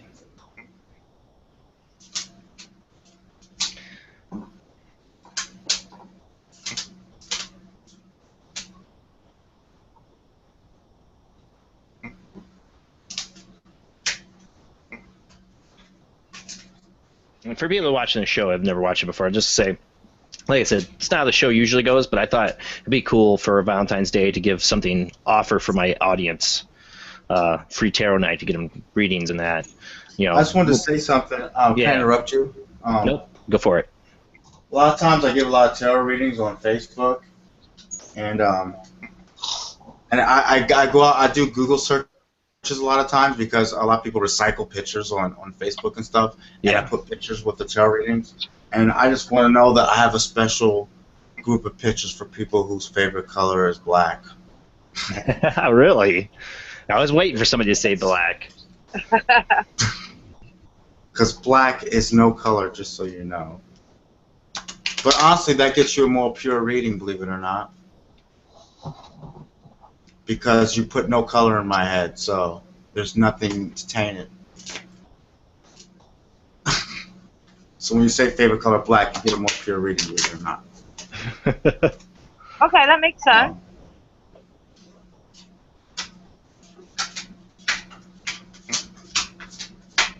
Unless your favorite color isn't black, of course. Don't let us forget at the end of the show to get your contact links, so if people want to contact you for a reading, if you're open to that. But your favorite color could be black at the moment. I mean, people's favorite colors change, right? Mm-hmm. Um, I have to think about my favorite color. I'm pretty sure I pretty much say the same thing every time. I just wanted to tell you, Cheryl said that the reading was very accurate and his intuition was good. So. Oh, good. Thank you. I'm actually burning up here for some reason. Really? Yeah. You think this could be related to Sandy? No, I need to drink some water. Okay.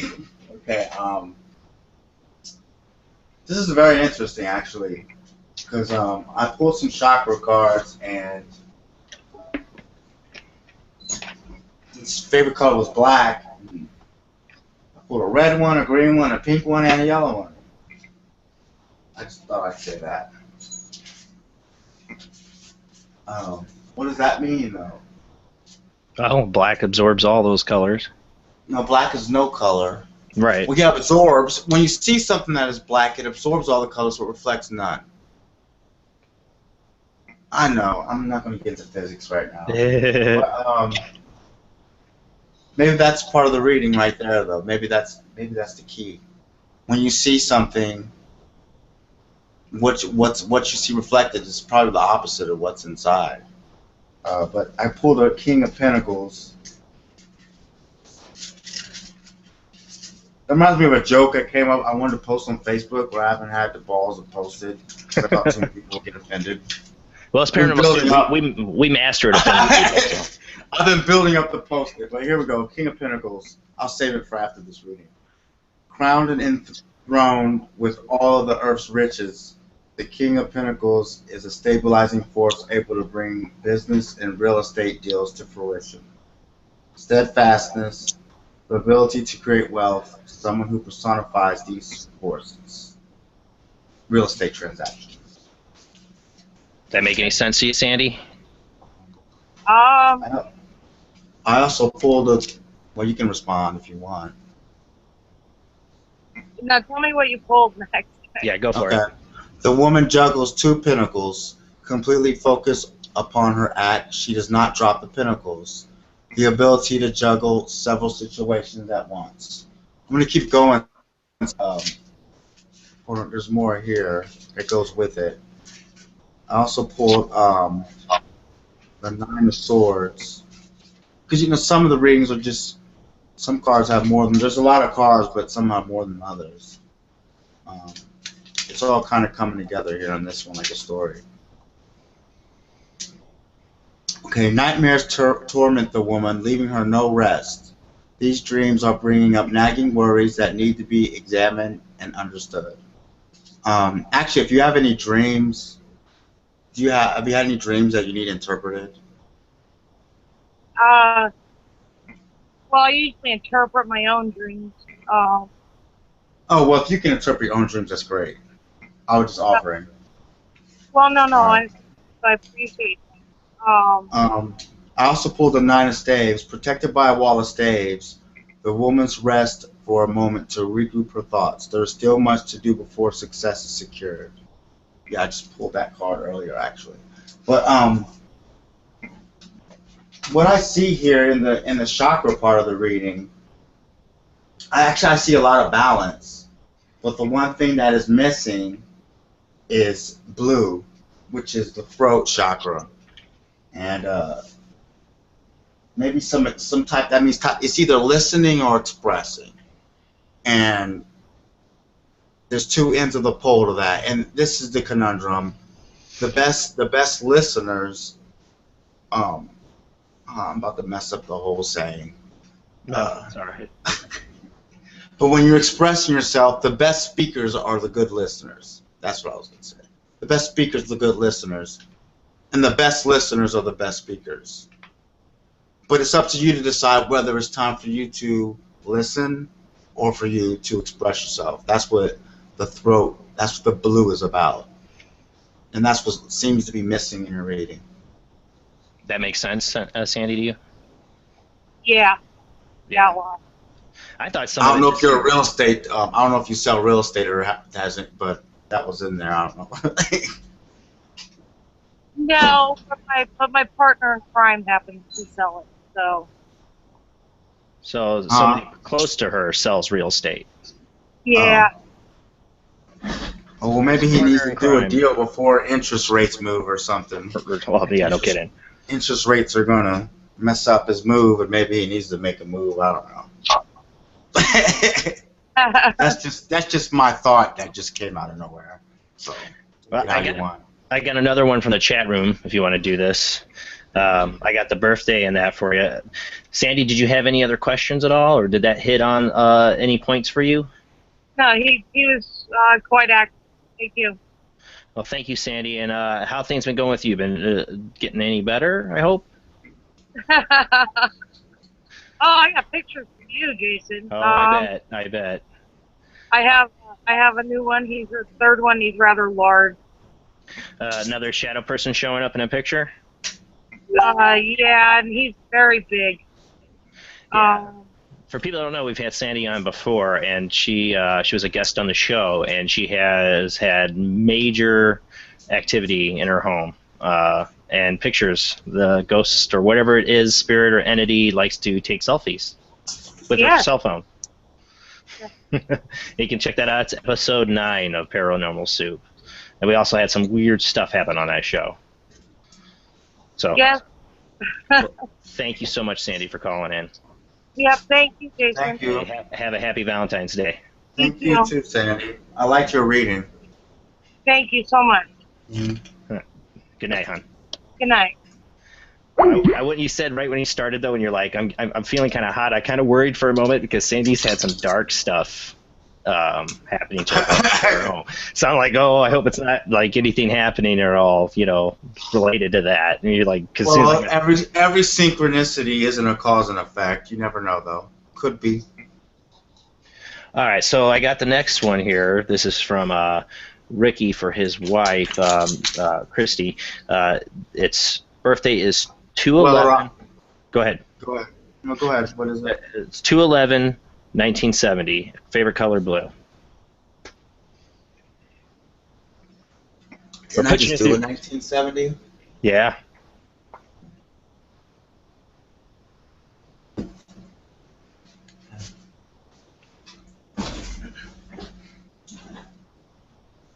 Said a favorite color blue. Favorite color blue. All right. Of course.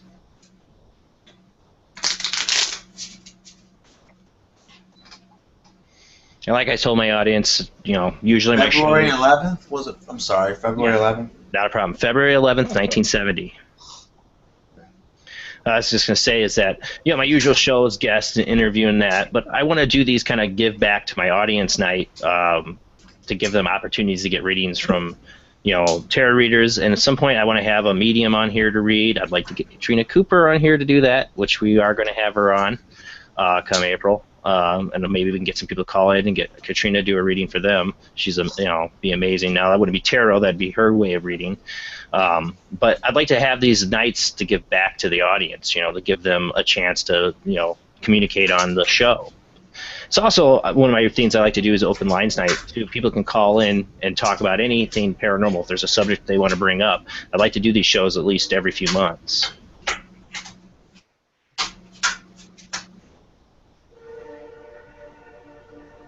And if you don't have Skype, there's if you can get Google Hangouts working, I can always bring you on Google Hangouts. This is very interesting. What do we got? Well, first of all, blue. I was just talking about how blue was missing from the last reading. Mm-hmm. And his favorite color was blue. I pulled a blue circle, the chakra cards. It's Valentine's Day, I pulled a green and a yellow heart. This is for Christie's. It's for a And girl. also, I pulled these two, which is 14. 6 and 8. It's 14, right?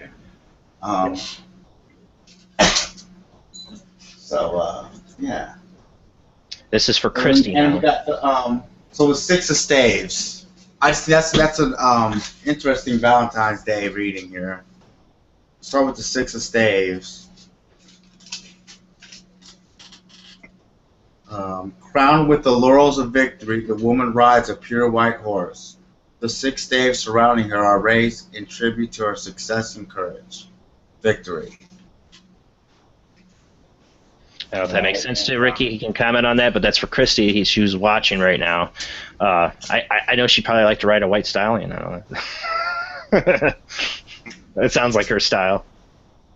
Okay, 8 of Cups also. The moon has waned. The tide has gone out.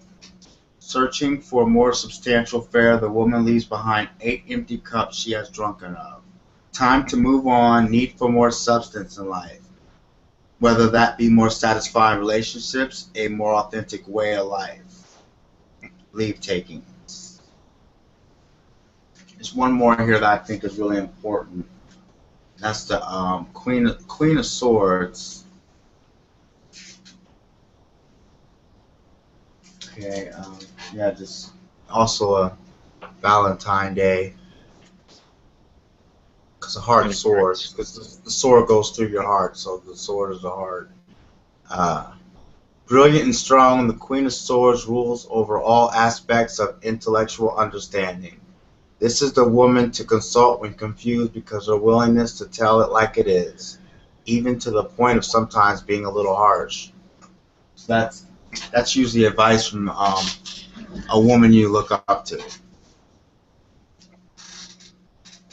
Or that could be from, or it could be her. There's also a chance there's a masculine influence that you need, that should just let be expressed, because the blue circle shows that the circle is a feminine, and so maybe and there's 2 hearts, so that shows a lot of intuition, but the yellow heart and the green heart shows that those chakras are balanced with the heart. So it's about the masculine energy in the throat. That might be missing, but you know, it might not be missing. It seems to me that there's a lot of balance in here in this reading. He said that's her. So yeah, knowing a little bit about her, it did sound a little bit like her too. A little bit of, that I've got to know her. So I think this is more of a relationship reading, because all the 2 hearts and the 8 and the 6 is 14. So I just kind of felt that right there. It's like kind of relationship type thing. Well, we got 15 minutes left, so I'm going to get my reading in here. Okay. Really quick before I lose time on that. Then I think I might have somebody else in chat room. I saw them up there. I missed them. I'll have to find them. Had their. There's time I'd like to have it done too, because I've never had anything like that done. Yeah. If there's Judy, time. Forgot Judy hadn't either. But I'm gonna let him do. Are you ready for my birthday favorite color? Yeah, please. All right, 6/10/1979, and blue.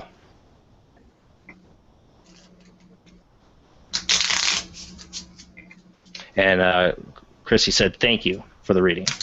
Oh, no thank you. Blessed be. I mean, no problem. No thank you. No problem.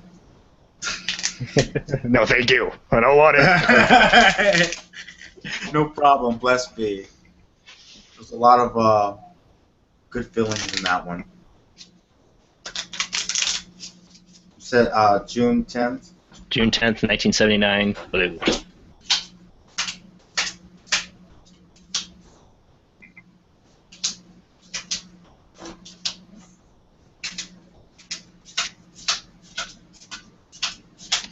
And Chrissy said, blessed be back.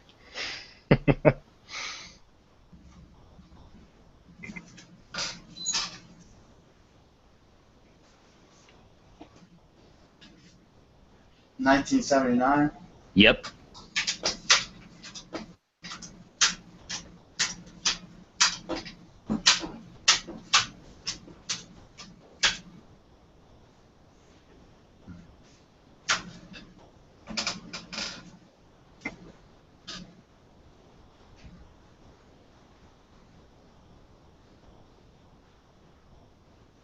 The anticipation's killing me.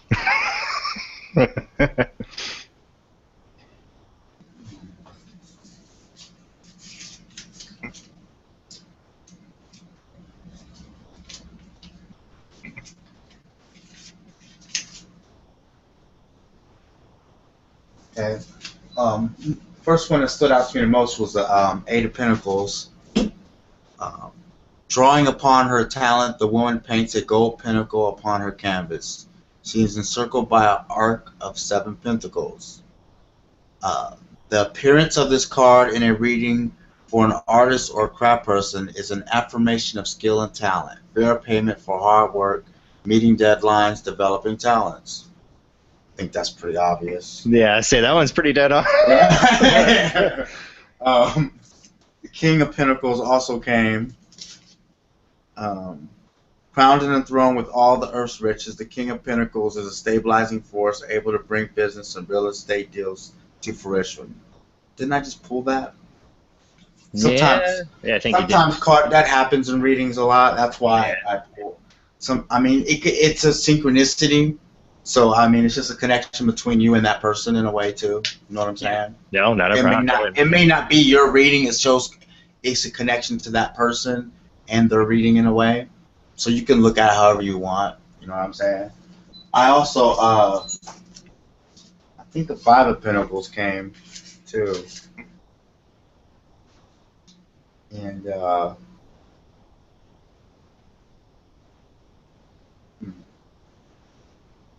okay.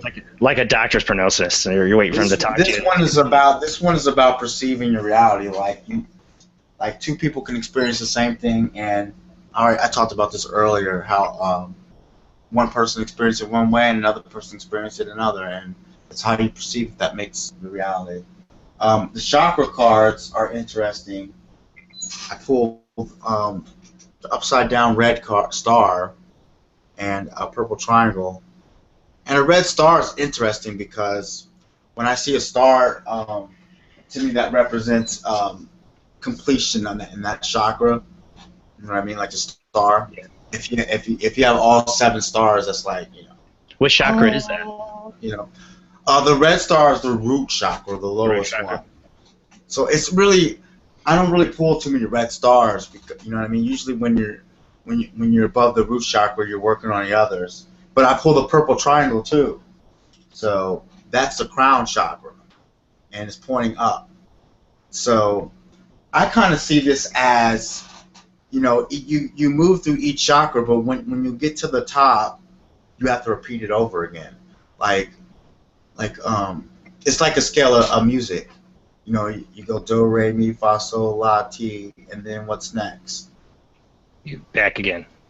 Do, right? Yeah. It's the root again. So even if you get to the crown, you have to go back to the root, but you're at a higher octave. I kind of see it like that.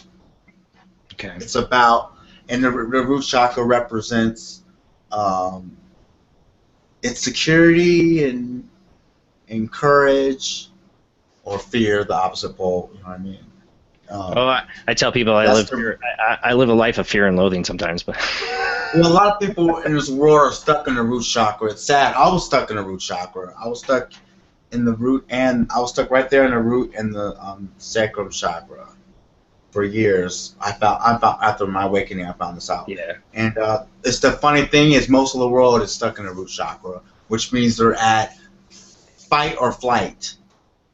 Is what the root is. That's the base. That's the animal instinct. Fight or flight. That's the people who, am I going to make it to the end of the month without paying my rent, you know, or that'd be me.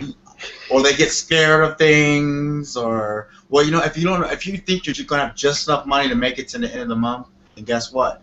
You're going to have just enough money to make it to the end of the month. I know. I've been told that. It's like, you worry too much. You don't need to think positive. And I've tried. I've gotten better. I've gotten better. So that's what the root is about. Maybe, you know.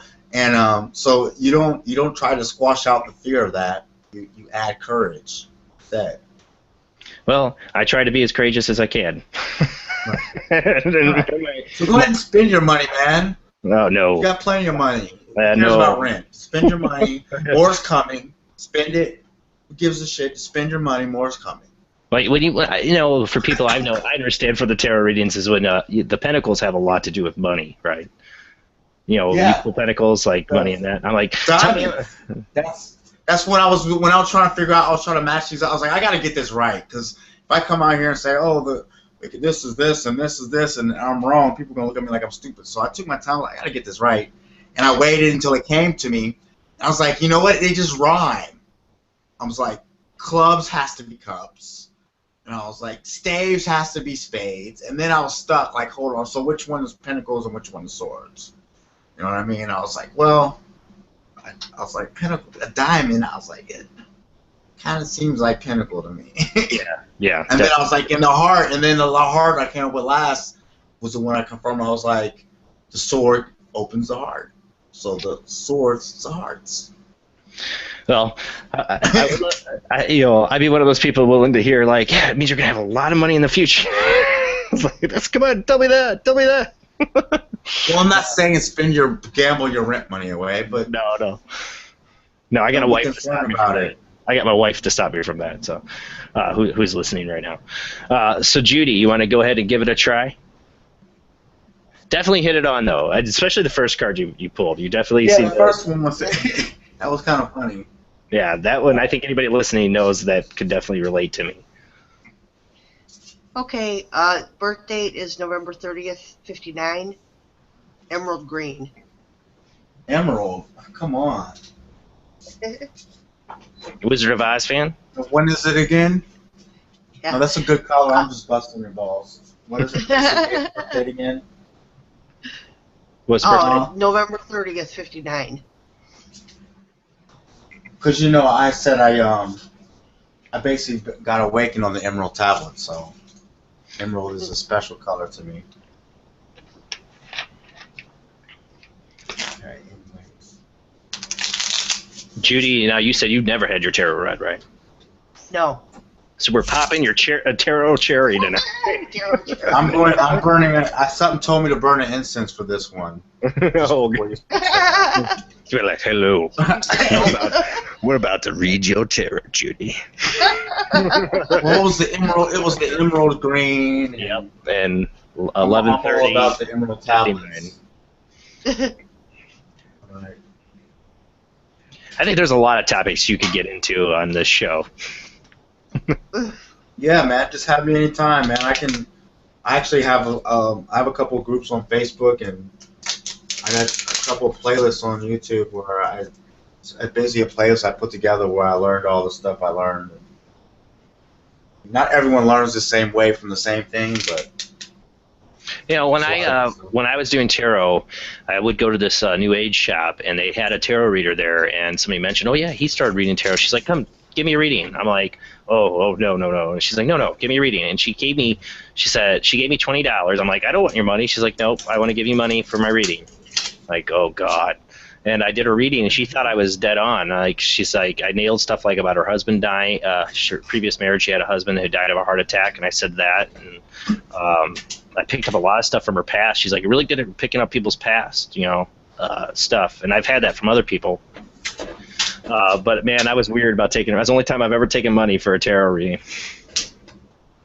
And I'm not against anybody who does. She explained to me it's an energy transaction in a way, and it's a commitment to be serious, too. So I can get that, and it's committed their time. Well, for me, it's about pure intent. Yeah. If you can do it for money with pure intent, then go right ahead. I couldn't at first, but I'm at the point where I can. To me, it's more of a supply and demand thing. I can't just sit here and give all my time to one person. So some people are energy vampires. They'll come back. You just gave them a reading and they want another reading. It's okay if you want a continuation of a reading, but if I gave you like a fuel, I gave you 3 cards and you asked questions and I answered them, and you asked 2 more and I answered them, and you come back 3 days later, it's kind of like I'm giving free readings here. It's like It's like, yeah, I did that for somebody. And it was like 2 weeks later he contacted me and goes, so tell me, can you do a reading? I need to know if I should break up with my girlfriend or not. I'm like, I'm not doing a reading for you. Another reading for you. I actually don't like when people ask me questions, because when you're giving a tarot reading, it's like when you turn on your TV, it's like the principle of gender. Once you turn on your TV, you put yourself in a receptive mode to accept the vibrations the television gives you. And you're going to be focused on that, yeah. Right. Now, you have the choice whether to accept them or not. You know what I'm saying? Yeah. You can change the channel, or you could be daydreaming about something else while you're watching your show, right? So you have a choice. Yep. The same thing with a tarot reading. When you come to a tarot reader, you're in a certain receptive mode. You're trusting that person, accepting them to give you a good vibration or whatever vibration they're going to give you. And if someone comes to me with a topic or a subject, then they're influencing me first. Yeah, exactly. Then they're putting their influence on me. It's good. It can influence the reading. Now, sometimes it doesn't affect me at all, but sometimes if someone asks a question, I just don't give them a reading because I'm like, you kind of just blocked me there with the question because now I'm stuck on that question and I couldn't get past that question. Gotcha. Yeah, definitely. Which is a weakness in myself, I can say. You know what I'm saying? That's a certain weakness. But when I'm in a reading mode, it's different. I have another group where you can just ask me any question. But I mean, I'm not going to give a reading. I don't like giving reading for specifics. If I give the reading, then if you have a question, if it's on point or not, I can go more specific. But if you just want to ask a question about spirituality or something, that's different. I'll just give you a straight answer. But when you come to me for a tarot reading, to me it's like it spoils it. Like, yeah. Well, if you ask me a question and then I give you something related to the question, it's like, I'll let you focus on Judy here. I probably distracted you. I'm good because I'm not distracted right now, believe it or not.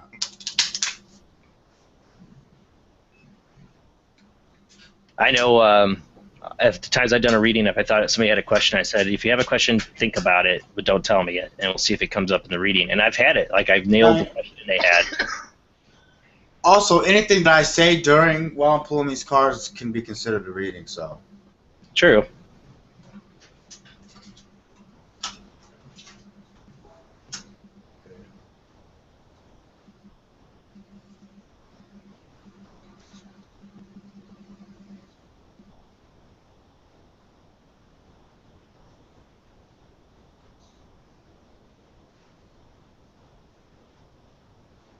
Okay, the interesting thing here is in the chakra cards. I pulled these. Got red, pink, and green, and it's an interesting combination because the red, as we said before, is a root, and the green is the heart. Okay, and pink is what connects the heart to the crown, and because the crown is purple, so pink is like light purple. Gotcha. So it's like pink is what connects the heart to crown, and the arrow's pointing down. So I see, before I even pick up the cards, I kind of see this as as grounding that needs to be continued. Like it's a grounding that is present, but I think it's something that should be continued. It's like an ongoing grounding, keeping yourself grounded. I like to say it more like finding balance. Just because you want more balance doesn't mean you're off balance. It just means that you're getting ready for the next dance step. You know what I mean? Like just because you think it's time for more balance doesn't mean you're falling over, right? You can just be learning something new for when something's gonna trip you up. So that's kind of what I get out of this right off the rip. But I pull the Ace of Swords. A single sword is stuck in a desert landscape surrounding several pyramids, the final resting place of the monarchs of ancient Egypt. The sword is decorated with the honored symbol of Isis and the lotus. Pure understanding and wisdom, the ability to wield the sword wisely to gain order, clarity, and good judgment.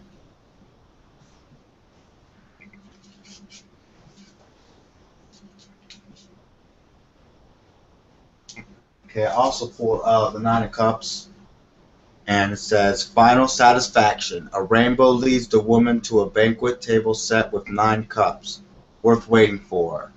This feast will nurture many hearts and bodies. Satisfaction, contentment, Some consider this card a wish card, meaning a wish will be granted if it appears in a spread. You got a wish there that wants to be granted, Judy? That's pretty nice. Oh, yeah, lots of them. Yeah. Wish to win the lotto? Don't tell us. If you have a wish, don't tell us. No, don't tell us then. Don't keep that wish private. Wish upon a star with it. Yes, exactly. Wish upon this next card, the Four Pentacles. The woman is draped in richly embroidered robes, laden with jewels with the goddess Lakshmi herself. Surrounded by four pentacles, she is the epitome of luxury. Wealth and prosperity, stability, stabilizing material forces in life. That's kind of what the chakra reading was saying. Stabilizing forces. A family inheritance. This could be a talent, money, or land. So, you get an inheritance, so get some money? It could be an inheritance of talent, money, or land. And it said make a wish before that. So that's kind of that's a very open interpretation. It can be taken very literally, or it can be taken not so literally. Does that mean someone's going to die, or that's what makes there's going to be a death? No, he just said stabilizing material forces in life. So I mean, if you're going to inherit something, death is life. So believe it or not, death is a stabilizing force. Believe it or not, because death is not real, as we know. So you might get some money, but somebody might have to die. There's one more. No, I'm not saying someone has to die. I know. I'm joking. I'm the asshole. Remember? That's what it sounds like, though. I'm the one that lives in fear and loathing. So my first mind would be like, somebody's gonna die. Yeah, that's what. It doesn't say that. It's actually it's more about keeping a wobbling going with grounding. It's more about a torus shape type of thing, like a self-sustainability. Like a juggling. A lush tree bears a fantastic fruit, a single golden pentacle. It is decorated with symbols of a lotus and a five-pointed star. The purest evocation of prosperity, fertility, and generosity. The beginning of a new phase of life that promises all of these things. This is a very nice reading. Hey, it looks like your fortunes are good.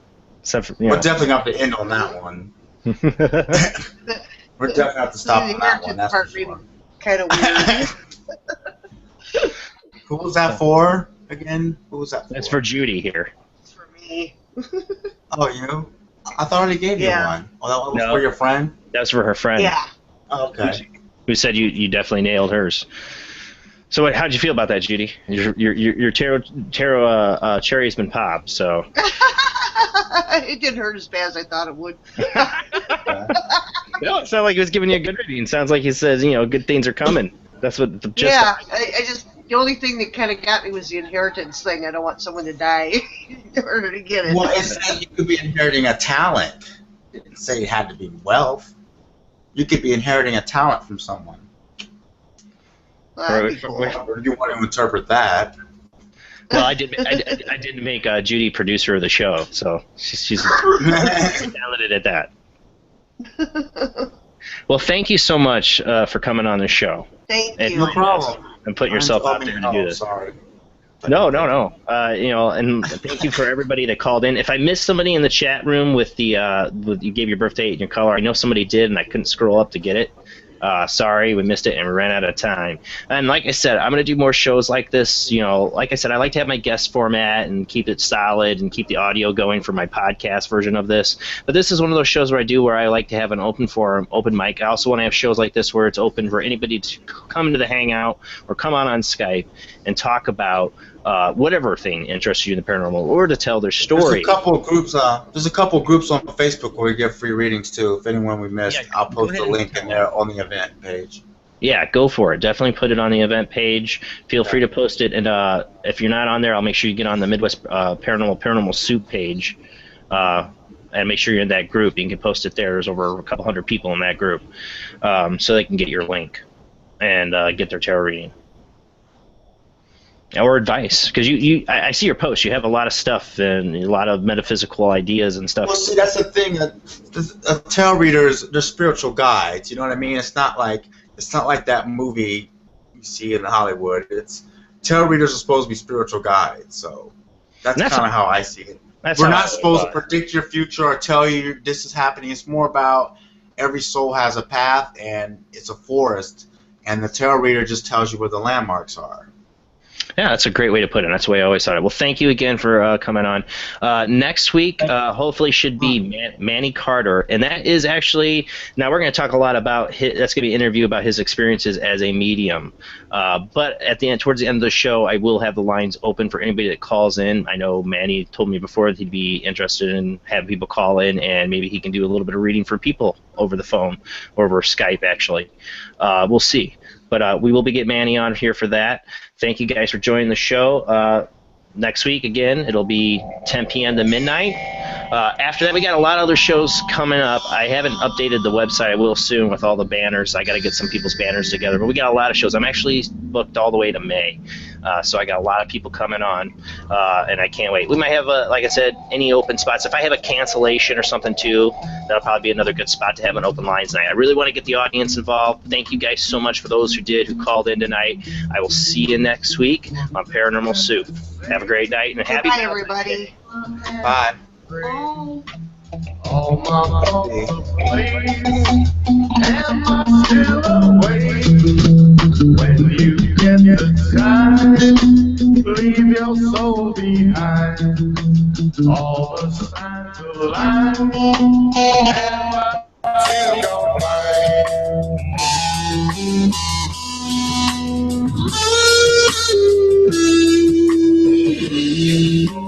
Way where silence over day, just the witness with the living am on my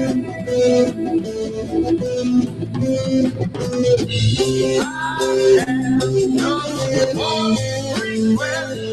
I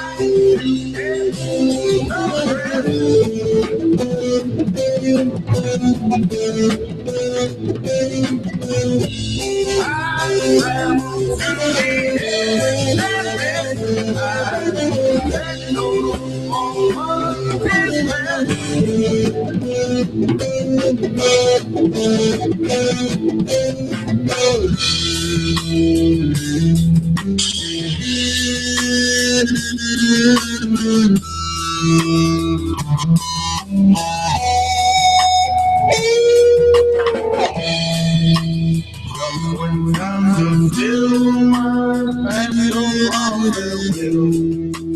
Never found my fill, broken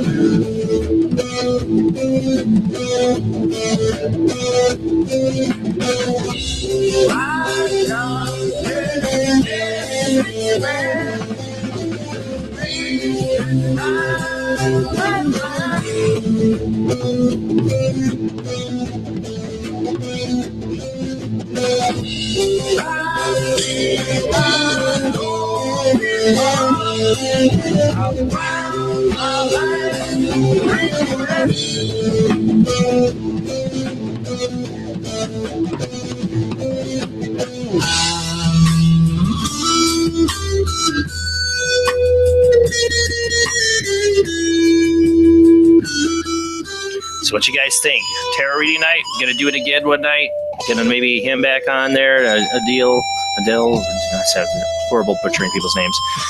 Or maybe get Tabitha, who was going to originally be on. We'll get her on maybe sometime in the future to do some readings. I'm going to have other mediums on. Like I said, next week, Manny Carter we're going to have on, who's a medium. He can trace his family lineage of mediums back more than 100 years. So it'll be interesting to have him on. That's next Sunday, 10 p.m. to midnight. Thank you guys again. Happy Valentine's Day, and I will see you next week.